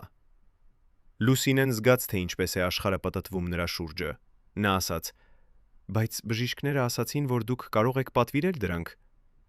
Դեղագործուհին հառաչեց եւ ասաց ավելի ցածր ձայնով. «Լսիր աղջիկ, ես գիտեմ, թե ով ես դու։ Եվ ես գիտեմ, թե ինչ են անում քեզ, բայց ես չեմ կարող օգնել։ Ինչ որ մեկը զանգահարել է այստեղ եւ ասել, որ մենք չպետք է տանք քեզ կամ քո ընտանիքին ոչինչ։ Եթե ես դա անեմ, ես կկորցնեմ իմ աշխատանքը»։ Լուսինեն ոգանգնած էր այդ դեղատանը, շրջապատված դեղերի դարակներով, որոնք կարող էին փրկել նրա հորը, բայց որոնք անհասանելի էին նրա համար, եւ հասկացավ մի բան. համակարգը, որը կառուցված էր ոչնչացնելու նրան, ավելի հզոր էր, քան նա երբևէ պատկերացրել էր։ Այն չէր պարզապես փակում դռները,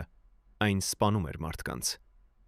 Ինչպես կարող էր Լուսինեն պայքարել այն համակարգի դեմ, որը վերահսկում էր ամեն ինչ, աշխատանքը, դեղերը, նույնիսկ ով կապրի եւ ով կմեռնի։ Եվ արդյոք նրա հայրը կարող էր ապրել բավական երկար, որպեսզի տեսնի իր դստեր վրեժխնդրությունը իրականանալ։ Լուսինե Զաքարյանը նստած էր իր հոր անկողնու կողքին այն գիշերը, երբ ամեն ինչ փոխվեց։ Դրսում ձյունը շարունակում էր տեղալ, ծածկելով Երևանը սպիտակ լռության մեջ, որը կլանում էր բոլոր ձայները։ Գրիգորը քնած էր, նրա շնչառությունը այնքան թույլ էր, որ Լուսինեն պետք է մոտենար, որպեսզի համոզվի, որ նա դեռ շնչում է։ Սիրանուշը քնած էր խոհանոցի սեղանի վրա։ Նրա գլուխը դրված ձեռքերի վրա, հոգնածությունը վերջապես հաղթել էր նրան։ Եվ Լուսինեն նստած էր մութ սենյակում, մտածելով մի բանի մասին, որը նա երբեք չէր մտածել նախկինում։ Թե ինչպես է հնարավոր, որ արվեստը, որը ենթադրվում էր լինել գեղեցիկ, մաքուր, բարձրագույն, դարձել է զենք, որով մարդիկ սպանում են միմյանց։ Ոչ թե բառացի, այլ դանդաղ, համակարգված ոչնչացմամբ, որը թողնում է մարդկանց ապրել բավական երկար, որպեսզի տեսնեն իրենց երազանքների մահը։ Հենց այդ պահին դուռը թակեցին։ Թեթև, զգուշավոր թակոց, որը չէր ուզում արթնացնել հարևաններին։ Լուսինեն ոտքի ելավ եւ գնաց դեպի դուռը։ Նրա սիրտը բաբախում էր արագ։ Ով կարող էր գալ այս ժամին, գիշերվա 2-ին։ Նա բացեց դուռը փոքր ճեղքով եւ տեսավ մի մարդու, ծածկված հաստ վերարկուով, նրա դեմքը թաքնված շարֆի հետևում։ Մարդը ասաց, իր ձայնը շշուկ. «Լուսինե Զաքարյան, ես պետք է խոսեմ քեզ հետ։ Դա կյանքի եւ մահվան հարց է»։ Լուսինեն պետք է փակեր դուռը, պետք է վախենար։ Բայց նրա ներսում ավելի ուժեղ էր այլ զգացումը՝ հետաքրքրությունը։ Նա բացեց դուռը ամբողջությամբ եւ թույլ տվեց մարդուն մտնել։ Երբ մարդը հանեց իր շարֆը, Լուսինեն տեսավ դեմք, որը նա ճանաչեց անմիջապես, թեև նրանք երբեք չէին հանդիպել։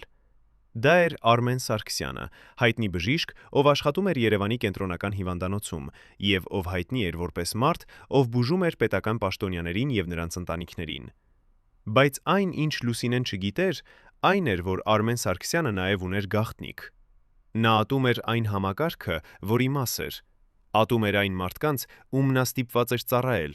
եւ նա փնտրում էր ճանապարհ փրկագնելու իր հոգին։ Նա նստեց Լուսինեի դիմաց խոհանոցի սեղանի մոտ եւ ասաց. «Ես գիտեմ, թե ինչ է պատահել քո հորը, եւ ես գիտեմ, թե ով է պատասխանատու, բայց ավելի կարեւորը, ես գիտեմ, թե ինչպես փրկել նրան»։ Լուսինեի սիրտը սկսեց բաբախել այնքան բարձր, որ նա կարծում էր Արմենը կլսի։ Նա ասաց. «Ինչպես։ Բժիշկները ասացին, որ դեղերը հասանելի չեն այստեղ»։ Արմենը հանեց իր վերարկուի գրպանից մի փոքրիկ տուփ եւ դրեց սեղանի վրա։ Նա ասաց. Այս դեղերը եկել են Մոսկվայից 3. Նրանք նախատեսված էին մեկ այլ հիվանդի համար, մի պետական պաշտոնյայի, ով ունի նույն հիվանդությունը, ինչ քո հայրը։ Բայց այդ պաշտոնյան մեռավ 3 գիշեր, ոչ թե հիվանդությունից, այլ սրտի կաթվածից։ Դեղերը հիմա ազատ են, եւ ես կարող եմ տալ դրանք քեզ։ Լուսինեն նայեց այդ փոքրիկ տուփին, որը կարող էր փրկել նրա հորը, եւ հարցրեց այն հարցը, որը նա վախենում էր հարցնել. Ինչու՞։ Ինչու եք դուք օգնում ինձ։ Դուք չեք ճանաչում ինձ։ Արմեն Սարգսյանը նայեց Լուսինեի աչքերի մեջ, եւ նրա դեմքին կարդացվեց մի բան, որը Լուսինեն տեսել էր միայն մի քանի անգամ իր կյանքում՝ իսկական անկեղծ ցավ։ Նա ասաց. 20 տարի առաջ ես ուներ դուստր։ Նա ուներ ձայն, որը նման էր հրեշտակի։ Նա ուզում էր դառնալ երգչուհի, ճիշտ ինչպես դու։ Բայց երբ նա փորձեց մտնել երաժշտական դպրոց, նրան մերժեցին։ Ոչ թե որովհետև նա տաղանդ չուներ, այլ որովհետև ես չունեի ճիշտ կապերը, ճիշտ փողը։ Նա փորձեց 2 տարի եւ յուրաքանչյուր անգամ նույն պատասխանը՝ ոչ։ Եվ այնուհետև մի օր նա գնաց Հրազդան գետի կամուրջը եւ թռավ։ Նա 17 տարեկան էր։ Լուսինեն զգաց, թե ինչպես են նրա աչքերը լցվում արտասուքներով։ Նա ասաց. Ես այնքան ցավում եմ։ Արմենը շարունակեց. Ես չկարողացա փրկել իմ դստերը, բայց ես կարող եմ փրկել քո հորը, եւ դրանով գուցե ես կարող եմ փրկել մի փոքր մասի իմ հոգուց։ Լուսինեն վերցրեց դեղերի տուփը դողացող ձեռքերով։ Նա ասաց. Ես երբեք չեմ մոռանա դա։ Երբեք։ Արմենը ոտքի ելավ եւ հագավ իր վերարկուն։ Նա ասաց. Մի բան ավելի։ Այն մարդիկ, ովքեր անում են դա քեզ եւ քո ընտանիքին, նրանք չեն դադարի։ Նրանք կշարունակեն հարձակվել, մինչև կոտրեն քեզ կամ ոչնչացնեն։ Բայց դու ունես մի բան, որը նրանք երբեք չեն ունենա։ Դու ունես ճշմարտություն։ Եվ ճշմարտությունը, երբ այն երգվում է բավական բարձր, կարող է քանդել պատերը։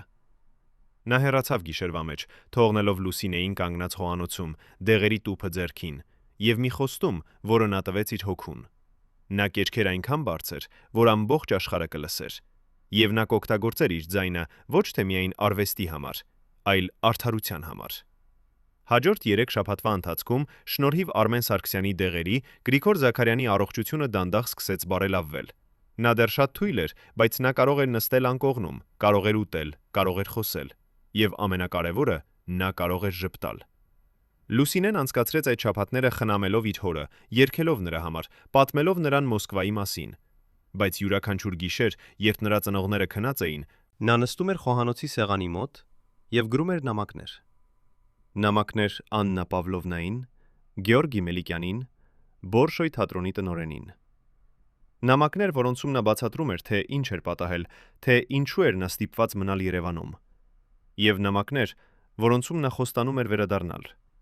Բայց մի օր, երբ Լուսինեն վերադարձավ տուն փոստատունից, որտեղ նա ուղարկել էր իր նամակները, նա գտավ մի այլ հյուր իրենց տանը։ Այս անգամ դա չէր բարի բժիշկը, դա էր ոստիկան, 2 ոստիկան, հագած մուգ համազգեստներով, ովքեր կանգնած էին նրանց փոքրիկ հյուրասենյակում, իսկ Սիրանուշը նստած էր սոֆայի վրա, նրա դեմքը սպիտակ վախից։ Երբ Լուսինեն մտավ, ոստիկանները դարձան դեպի նրան։ Ավագ ոստիկանը, կարճահասակ մարդ, կարմիր դեմքով եւ փոքր աչքերով ասաց. Լուսինե Զաքարյան, մենք ստացել ենք բողոք, որ դուք երգել եք փողոցում առանց թույլտվության։ Դա խախտում է հանրային կարգը։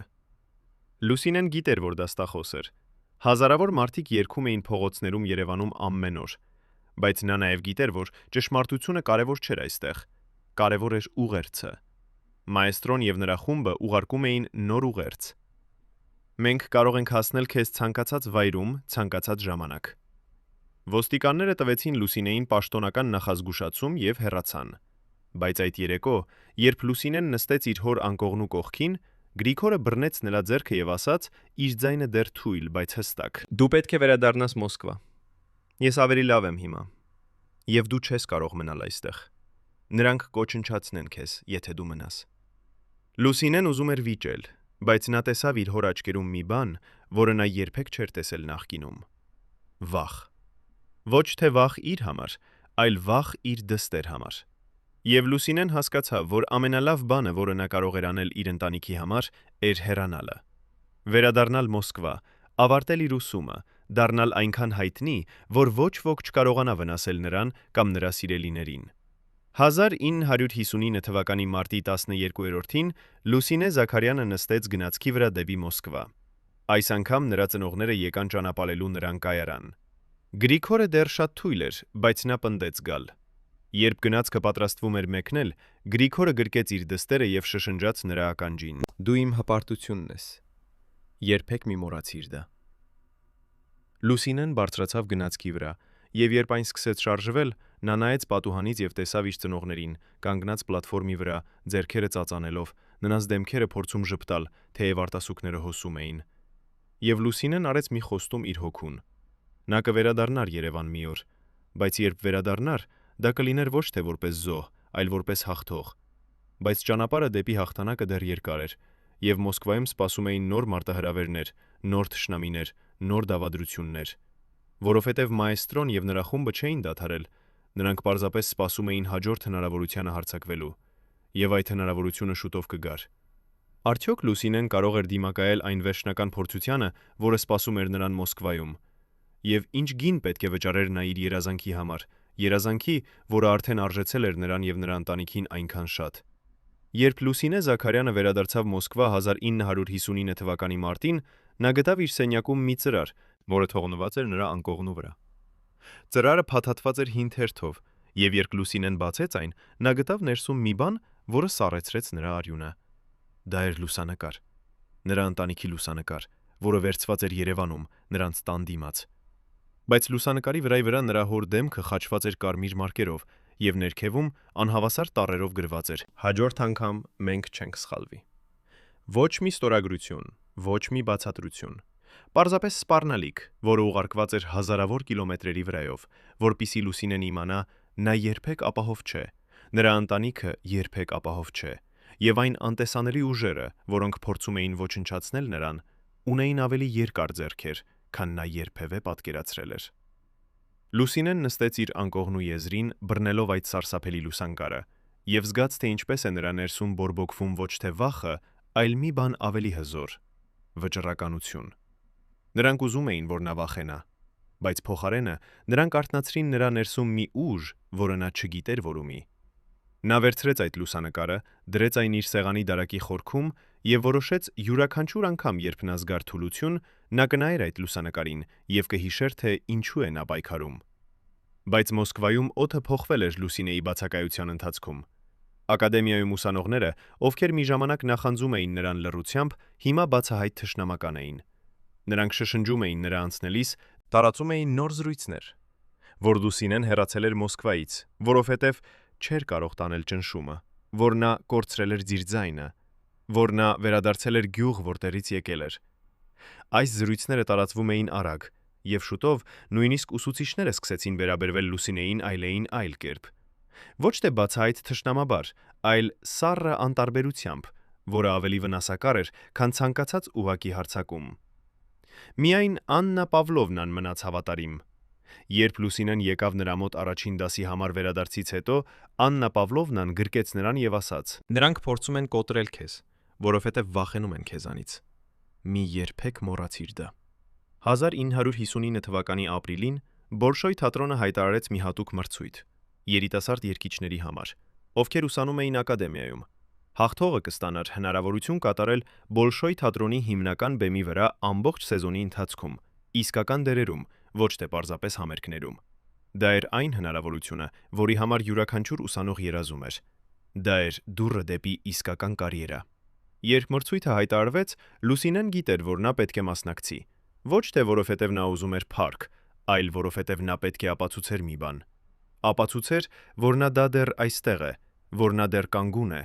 որ բոլոր դավադրությունները, բոլոր սպառնալիքները, բոլոր փորձերը ոչնչացնել նրան, ձախողվել են։ Բայց երբ Լուսինեն գնաց գրանցվելու մրցույթին, նրան ասացին, որ բոլոր տեղերը լրացված են։ 20 ուսանող արդեն գրանցվել էին եւ ավելի տեղ չկար։ Լուսինեն գիտեր, որ դա ստախոս էր։ Մրցույթը հայտարարվել էր միայն 3 եւ անհնար է, որ բոլոր տեղերը լրացված լինեին այդքան արագ։ Բայց երբ նա փորձեց բողոքել, գրանցման պատասխանատուն, միջին տարիքի կին հոգնած աչքերով, պարզապես ուսերը թոթվեց եւ ասաց. «Կանոններ են»։ Լուսինեն դուրս եկավ այդ գրասենյակից եւ գիտեր, որ նա պետք է գտներ այլ ճանապարհ։ Եվ այդ ճանապարհը եկավ անսպասելի աղբյուրից։ Այդ երեկո, երբ Լուսինեն վերադարձավ հանրակացարան, նա գտավ նամակ իր անկողնու վրա։ Նամակը գրված էր ձեռագիր, գեղեցիկ, հին ոճի տառերով։ Երբ Լուսինեն բացեց այն, նա կարդաց. «Սիրելի Լուսինե, ես լսել եմ, թե ինչ է պատահել մրցույթի գրանցման հետ։ Ես կարող եմ օգնել քեզ, բայց դու պետք է վստահես ինձ։ Հանդիպիր ինձ վաղը երեկոյան ժամը 7-ին Գորկու պուրակում, Կարմիր կամրջի մոտ։ Գա միայնակ։ Ստորագրություն, ընկեր»։ Լուսինեն պետք է վախենար։ Անանուն նամակ։ Գիշերային հանդիպում անծանոթ տեղում։ Բայց նա նաև գիտեր, որ եթե չգնար, նա կորցներ իր միակ հնարավորությունը։ Եվ այնպես, հաջորդ երեկո, երբ արևը մայր էր մտնում Մոսկվայի հորիզոնի հետևում, Լուսինե Զաքարյանը քայլում էր դեպի Գորկու պուրակը։ Նրա սիրտը բաբախում էր արագ, բայց նրա քայլերը հաստատ էին։ Կարմիր կամուրջը Գորկու պուրակում էր հին փայտե կառուցվածք, որը անցնում էր փոքրիկ լճակի վրայով։ Երբ Լուսինեն հասավ այնտեղ, նա տեսավ մի կին, կանգնած կամրջից կամրջի կենտրոնում, նրա դեմքը թաքնված մութ շարֆի հետևում։ Երբ Լուսինեն մոտեցավ, կինը դարձավ, եւ Լուսինեն տեսավ դեմք, որը նա երբեք չէր սպասում տեսնել։ Դա էր Իրինա Վոլկովան, ակադեմիայի տնօրենի քրոջ դուստրը, այն աղջիկը, ով ստացել էր Լուսինեի տեղը տարեվերջյան համերգում։ Լուսինեի առաջին ռեակցիան էր դարձվել եւ հեռանալ։ Բայց Իրինան արագ ասաց. «Խնդրում եմ, մի գնա։ Ես գիտեմ, թե ինչ ես մտածում իմ մասին, բայց դու սխալվում ես»։ Լուսինեն կանգ առավ եւ ասաց. «Ինչու պետք է ես լսեմ քեզ։ Դու ստացար ամեն ինչ, ինչ ես ուզում էի»։ Իրինան հանեց իր շարֆը եւ Լուսինեն տեսավ նրա դեմքը, ծածկված արտասուքներով։ Նա ասաց. «Ես ոչինչ չստացա։ Ամեն ինչ տրվեց ինձ։ Եվ դա ամենավատ բանն է, որ կարող է պատահել արտիստին»։ Իրինա Վոլկովան պատմեց Լուսինեին մի պատմություն, որը Լուսինեն երբեք չէր լսել նախկինում։ Պատմություն այն մասին, թե ինչպես է լինում ապրել որպես մարիոնետ, երբ յուրաքանչյուր քո հաջողություն գնված է ոչ թե տաղանդով, այլ ընտանեկան կապերով։ Իրինան ասաց. «Երբ ես կատարեցի այդ համերգում, ամբողջ դահլիճը գիտեր, որ ես չարժանի լինել այնտեղ։ Նրանք ծափահարեցին, բայց դա էր քաղաքավարության ծափահարում, ոչ թե հիացմունքի։ Եվ երբ ես իջա բեմից, ես լացի 3 ժամ անընդմեջ, որովհետև գիտեի, որ ես երբեք չեմ լինի այն, ինչ դու ես։ Իսկական արտիստ»։ Լուսինեն նայեց այս աղջկա աչքերի մեջ, ով ենթադրվում էր լինել նրա թշնամին, եւ տեսավ ոչ թե նախանց, այլ ցավ։ Իրինան շարունակեց. «Իմ հորեղբայրը, տնօրենը, նա չի ուզում օգնել քեզ, բայց ես ուզում եմ։ Ես գիտեմ, թե ինչպես կարող ես մտնել մրցույթ։ Կա մի ուսուցիչ, Վլադիմիր Իվանովիչ Կուզնեցովը, ով անդամ է ժյուրիի։ Նա ատում է իմ հորեղբորը, որովհետև տարիներ առաջ հորեղբայրս գողացել է նրա աշխատանքը եւ ներկայացրել որպես իրենը։ Եթե դու գնաս Կուզնեցովի մոտ եւ պատմես նրան քո պատմությունը, նա կօգնի քեզ։ Ոչ թե ինձ համար, այլ վրեժխնդրության համար»։ Ինչու էր Իրինա Վոլկովան, ով ուներ ամեն ինչ, անունը, կապերը, ապահովությունը, օգնում Լուսինեին, ով ոչինչ չուներ։ Արդյոք դա դարան էր, թե իսկական փրկություն։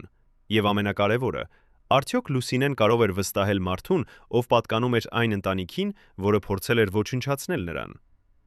Վլադիմիր Իվանովիչ Կուզնեցովը ապրում էր փոքրիկ բնակարանում Արբատի հին մասում, որտեղ շենքերը այնքան հին էին, որ պատերը ծածկված էին ջաքերով, եւ աստիճանները կրծկռում էին յուրաքանչյուր քայլի տակ։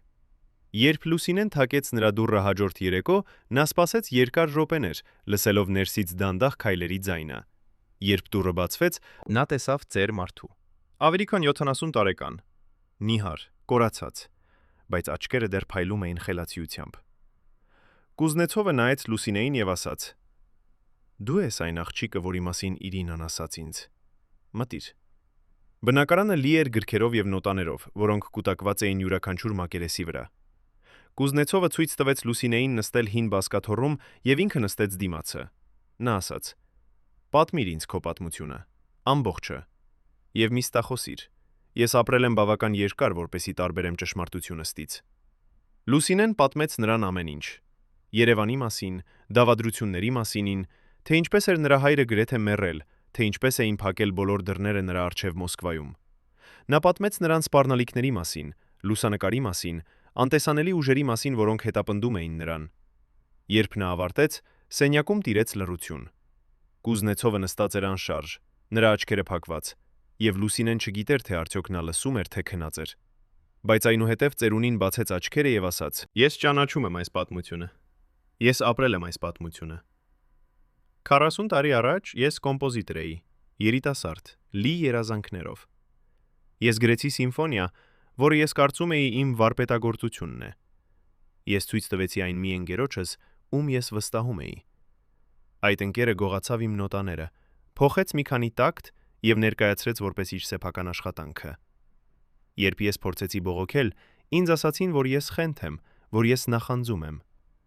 Այդ ընկերը դարձավ հայտնի կոմպոզիտոր, իսկ ես դարձա ուսուցիչ, ով ապրում է փոքրիկ բնակարանում եւ փորձում է սովորեցնել երիտասարդներին, թե ինչպես չլինել այնպիսին, ինչպիսին ես եղել եմ, թույլ եւ վստահ կոթ։ Լուսինեն հարցրեց. Ո՞վ էր այդ ընկերը։ Կուզմեցովը ժպտաց դառն ժպիտով եւ ասաց. Վլադիմիր Պետրովիչ Գրիգորյան, այժմ ակադեմիայի տնօրեն։ Լուսինեի սիրտը սկսեց բաբախել արագ։ Ամեն ինչ սկսեց իմաստ ստանալ։ Տնօրենի ատելությունը նրա նկատմամբ, փակ դռները, անընդհատ խոչընդոտները։ Դա չէր միայն Երևանից եկած ճնշումը, դա էր նաև Մոսկվայի սեփական համակարգը, համակարգ, որը կառուցված էր պաշտպանելու նրանց, ովքեր գողացել էին իրենց ճանապարհը դեպի գագաթը։ Կուզմեցովը շարունակեց. Ես չկարողացա կանգնել իմ համար 40 տարի առաջ, բայց ես կարող եմ կանգնել քո համար հիմա։ Ես անդամ եմ մրցույթի ժյուրիի, եւ ես կհամոզեմ մյուսներին, որ քեզ թույլ տան մասնակցել, բայց դու պետք է խոստանաս ինձ մի բան։ Լուսինեն ասաց. Ինչ էլ որ լինի։ Կուզնեցովը նայեց նրա աչքերի մեջ եւ ասաց. Երբ դու հաղթես, եւ դու կհաղթես, որովհետեւ ես լսել եմ քո ձայնը ձայնագրություններում, դու պետք է օգտագործես քո հեղինակությունը ոչ թե միայն քո կարիերայի համար, այլ փոխելու համար այս համակարգը, օգնելու համար մյուսներին, ովքեր գալիս են առանց կապերի, առանց փողի, առանց պաշտպանության։ Խոստացիր ինձ։ Լուսինեն խոստացավ։ 1959 թվականի մայիսի 15-ին տեղի ունեցավ մրցույթը Բոլշոյ թատրոնի փոքր դահլիճում։ 21 ուսանող մասնակցեց, 20-ը, ովքեր գրանցվել էին պաշտոնապես, եւ Լուսինե Զաքարյանը, ով ավելացվել էր վերջին պահին Կուզնեցովի միջամտությամբ։ Երբ Լուսինեի անունը հայտարարվեց որպես 21-րդ մասնակից, դահլիճում լսվեց շշուկ։ Ուսանողները, ովքեր նստած էին հետին շարքերում, սկսեցին շշնջալ։ Ուսուցիչները, ովքեր նստած էին առաջին շարքերում, փոխանակեցին նայվածքներ։ Եվ Վլադիմիր Պետրովիչ Գրիգորյանը, ով նստած էր ժյուրիի սեղանի մոտ, դարձավ դեպի Կուզնեցովը այնպիսի հայացքով, որը կարող էր սպանել։ Բայց Կուզնեցովը պարզապես ժպտաց եւ շրջեց իր գլուխը։ Մրցույթը տևեց 6 ժամ։ Յուրաքանչյուր ուսանող կատարեց 2 արիա, մեկը իտալերեն, մեկը ռուսերեն։ Ոմանք երգեցին գեղեցիկ, ոմանք միջակ, ոմանք վատ։ Բայց երբ Լուսինե Զաքարյանի հերթը եկավ, նա վերջինն էր կատարողներից, դահլիճում օդը փոխվեց։ Լուսինեն ընտրել էր 2 արիա, որոնք ոչ ոք չէր սպասում։ Առաջինը Case la Morte, Վերդիի Il Trovatore-ից, երգ մի կնոջ մասին, ով պատրաստ է մեռնել իր սիրո համար։ Երկրորդը Լիսայի արիան, Չայկովսկու Փիկովայա դամայից, երգ մի կնոջ մասին, ով կորցրել է ամեն ինչ եւ կանգնած է ինքնասպանության եզրին։ Երկու արիաներն էլ էին ծայրահեղ դժվար, պահանջում էին ոչ միայն տեխնիկական վարպետություն, այլ նաև հուզական խորություն, որը շատ երգիչներ երբեք չեն հասնում։ Երբ Լուսինեն սկսեց երգել Case la Morte-ն, դահլիճը սառեց։ Նրա ձայնը, որը միշտ եղել էր հզոր, հիմա ուներ նաև մի բան նոր՝ ցավ, իսկական, անմիջական ցավ, որը եկել էր ոչ թե դերասանական դասերից, այլ կյանքից։ Յուրաքանչյուր նոտա, որը նա երգում էր, լի էր այն ամիսների հետ, երբ նա տեսել էր իր հորը մահամերձ, երբ նա պայքարել էր անտեսանելի թշնամիների դեմ, երբ նա ստիպված էր եղել ընտրել իր երազանքի եւ իր ընտանիքի միջև, երբ նա հասավ արիայի գագաթնակետին, երբ նրա ձայնը բարձրացավ այնքան բարձր, որ թվում էր կհասնի երկինք, ժյուրիի անդամները, ովքեր տեսել էին հազարավոր կատարումներ իրենց կարիերայի ընթացքում, զգացին, թե ինչպես են իրենց աչքերը լցվում արտասուքներով։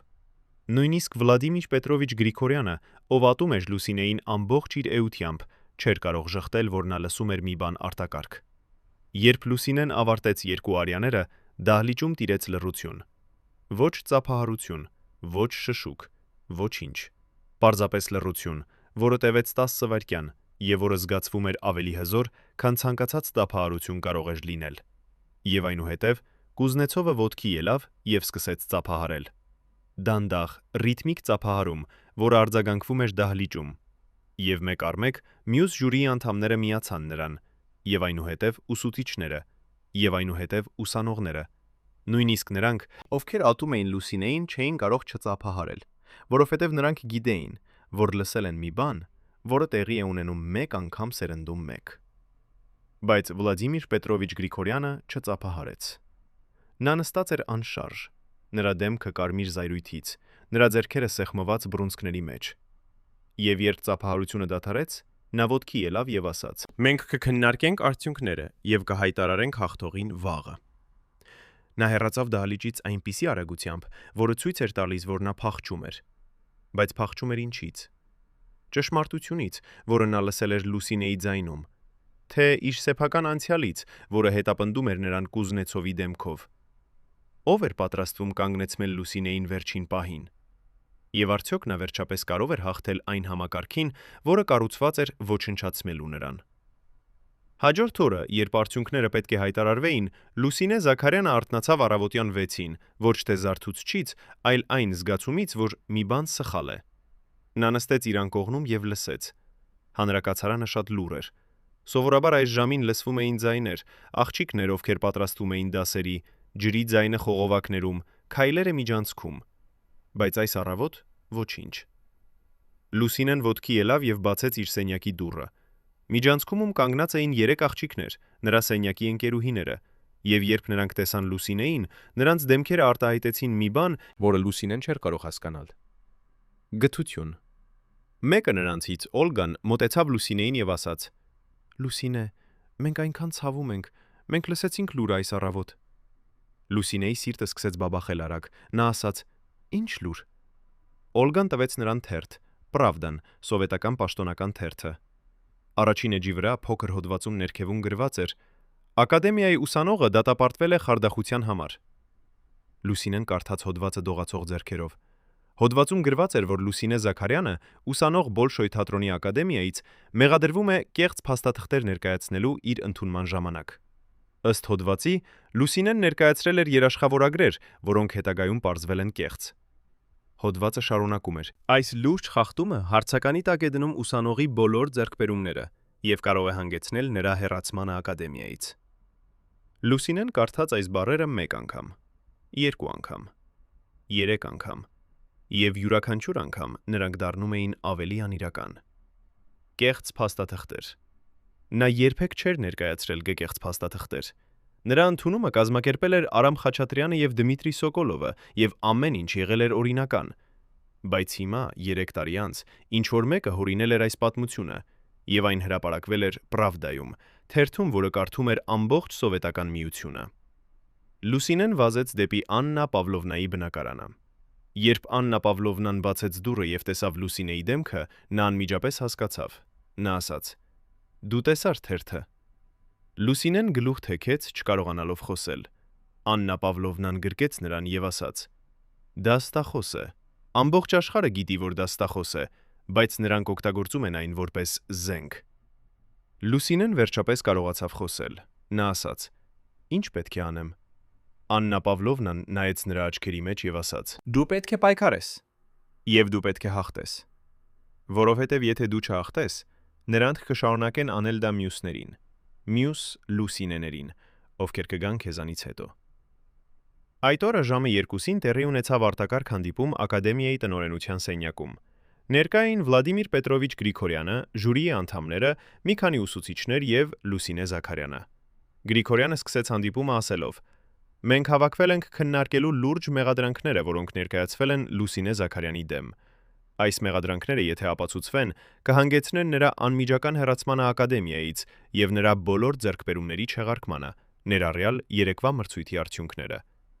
Լուսինեն նստած էր այդ սենյակում, շրջապատված մարդկանցով, ովքերից շատերը ուզում էին տեսնել նրա անկումը եւ զգաց, թե ինչպես է նրա ներսում բորբոքվում այն ուժը, որը նա սովորել էր վերահսկել։ Նա ոտքի ելավ եւ ասաց. «Ես պահանջում եմ տեսնել այն փաստաթղթերը, որոնք ենթադրաբար կեղծ են»։ Գրիգորյանը փոխանակեց նայված իր օգնականի հետ եւ օգնականը բերեց մի թղթապանակ։ Նա բացեց այն եւ հանեց մի փաստաթուղթ։ Նա ասաց. «Այս է երաշխավորագիրը, որը ենթադրաբար գրել է Դմիտրի Սոկոլովը։ Բայց մենք ստացել ենք նամակ Սոկոլովից, որտեղ նա ժխտում է, որ երբևէ գրել է այս երաշխավորագիրը։ Լուսինեն վերցրեց փաստաթուղթը եւ ուսումնասիրեց այն։ Դա իսկապես երաշխավորագիր էր, գրված Դմիտրի Սոկոլովի անունից, բայց ստորագրությունը տարբերվում էր։ Դա կեղծ էր։ Բայց ով էր կեղծել այն։ Եվ ինչու էր Դմիտրի Սոկոլովը, ով օգնել էր Լուսինեին 3 տարի առաջ, հիմա ժխտում իր օգնությունը։ Լուսինեն հասկացավ անմիջապես. նրանց սպառնացել էին։ Սոկոլովին, Արամ Խաչատրյանին, բոլորին, ովքեր օգնել էին նրան։ Սպառնացել էին նրանց կարիերաներով, նրանց ընտանիքներով, նրանց կյանքերով, եւ նրանք ընտրել էին լռությունը։ Բայց հենց այդ պահին դուռը բացվեց, եւ ներս մտավ մի մարդ, ում ոչ ոք չէր սպասում։ Դա էր Գեորգի Մելիքյանը, Բոլշոյ թատրոնի գլխավոր դիրիժորը,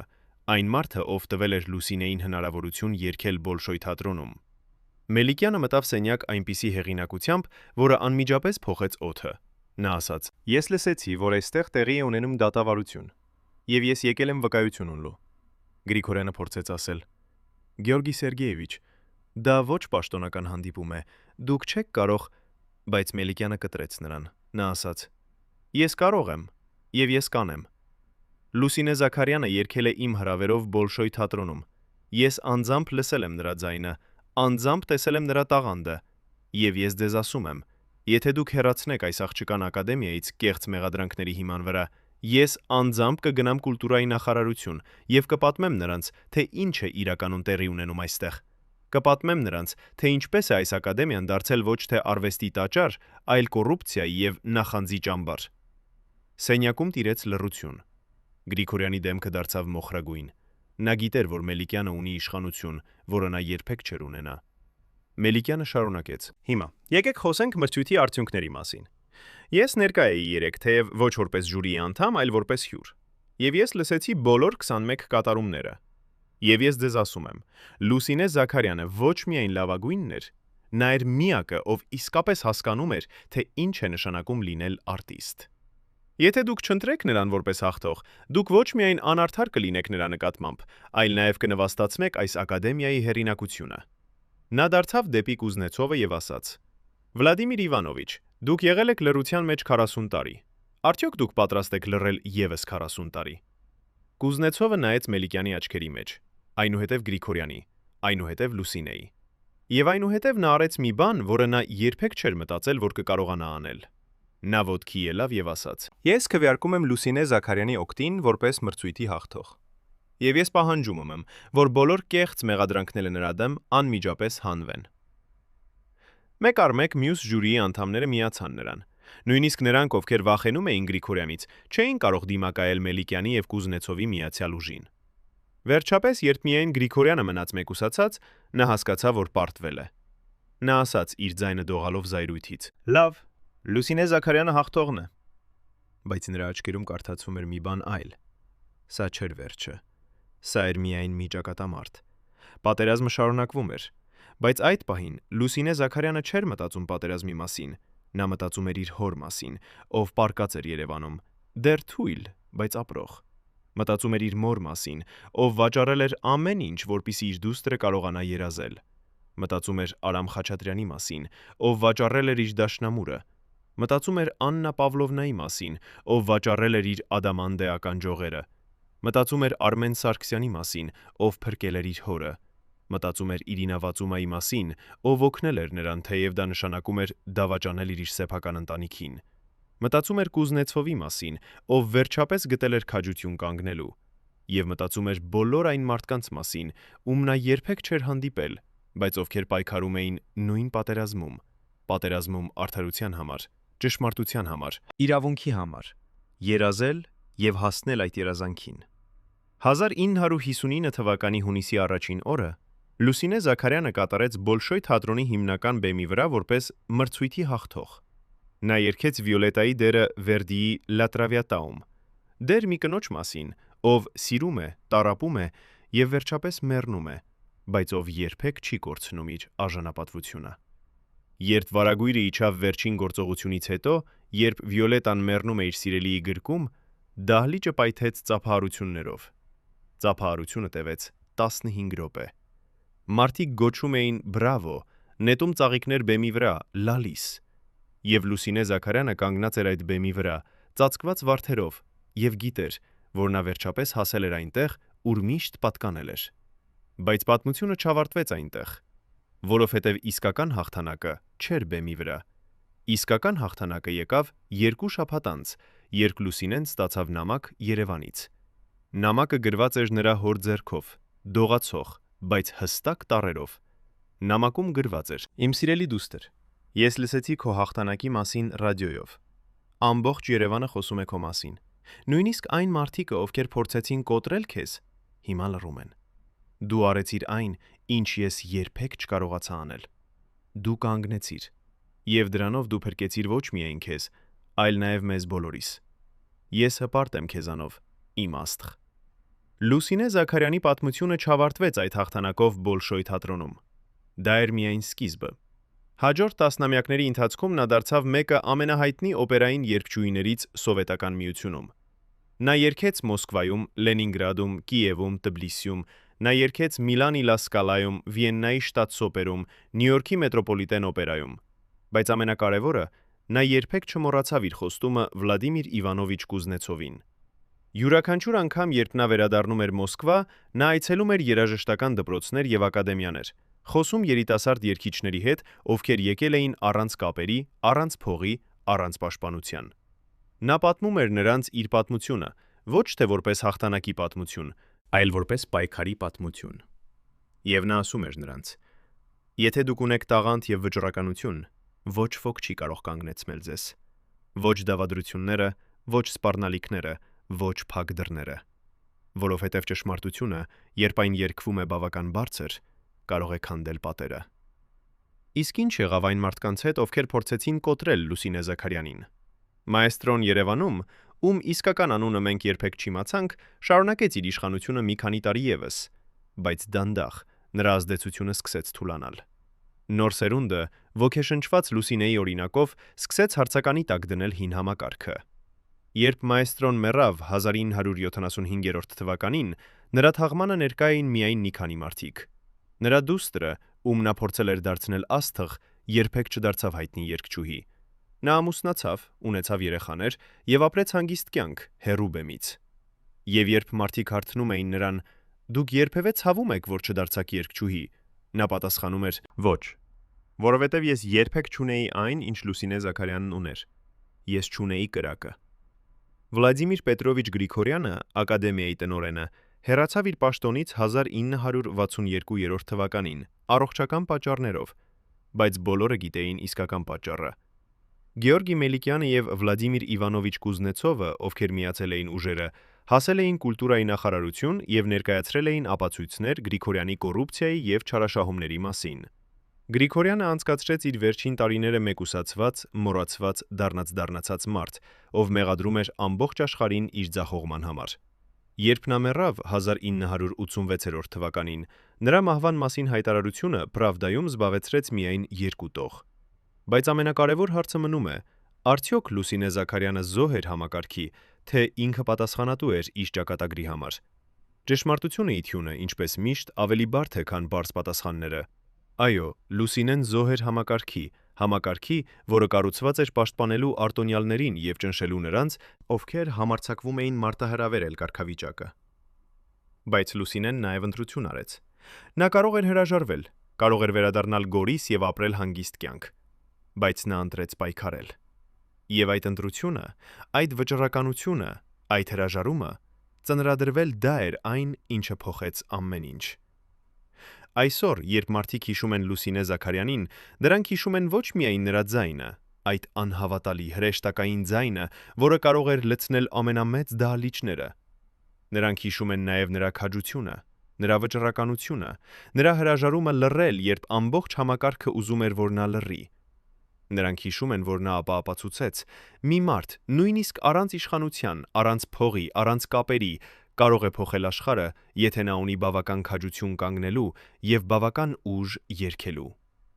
Եվ այսօր, երբ երիտասարդ երգիչները Երևանում կամ Մոսկվայում կամ ցանկացած այլ քաղաքում բախվում են փակ դռներին, երբ նրանց ասում են դու բավական լավ չես, դու ճիշտ ծագում չունես, դու երբեք չես հաջողի, նրանք հիշում են Լուսինե Զաքարյանի պատմությունը։ Եվ նրանք գիտեն, որ եթե նա կարողացավ, նրանք էլ կարող են։ Բարեկամներ, իսկ դուք ինչպես եք վերաբերվում Լուսինե Զաքարյանին։ Արդյոք նա զոհ էր այն համակարգի, որը փորձեց կոտրել նրան, թե ինքը ստեղծեց իր սեփական ճակատագիրը իր անսասան կամքով եւ տաղանդով։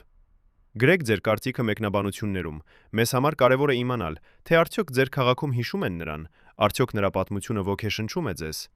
Եթե այս պատմությունը դիպավ ձեր սրտին, եթե դուք հավատում եք, որ ճշմարտությունը պետք է լսվի, դրեք լայք եւ բաժանորդագրվեք մեր ալիքին։ Մենք շարունակելու ենք պատմել այն պատմությունները, որոնք փորձել են թաքցնել, այն ձայները, որոնք փորձել են լռեցնել։ Որովհետև յուրաքանչյուր ձայն արժանի է լսվելու, յուրաքանչյուր պատմություն արժանի է պատմվելու, եւ յուրաքանչյուր ճշմարտություն արժանի է երգվելու այնքան բարձր, որ ամբողջ աշխարհը լսի։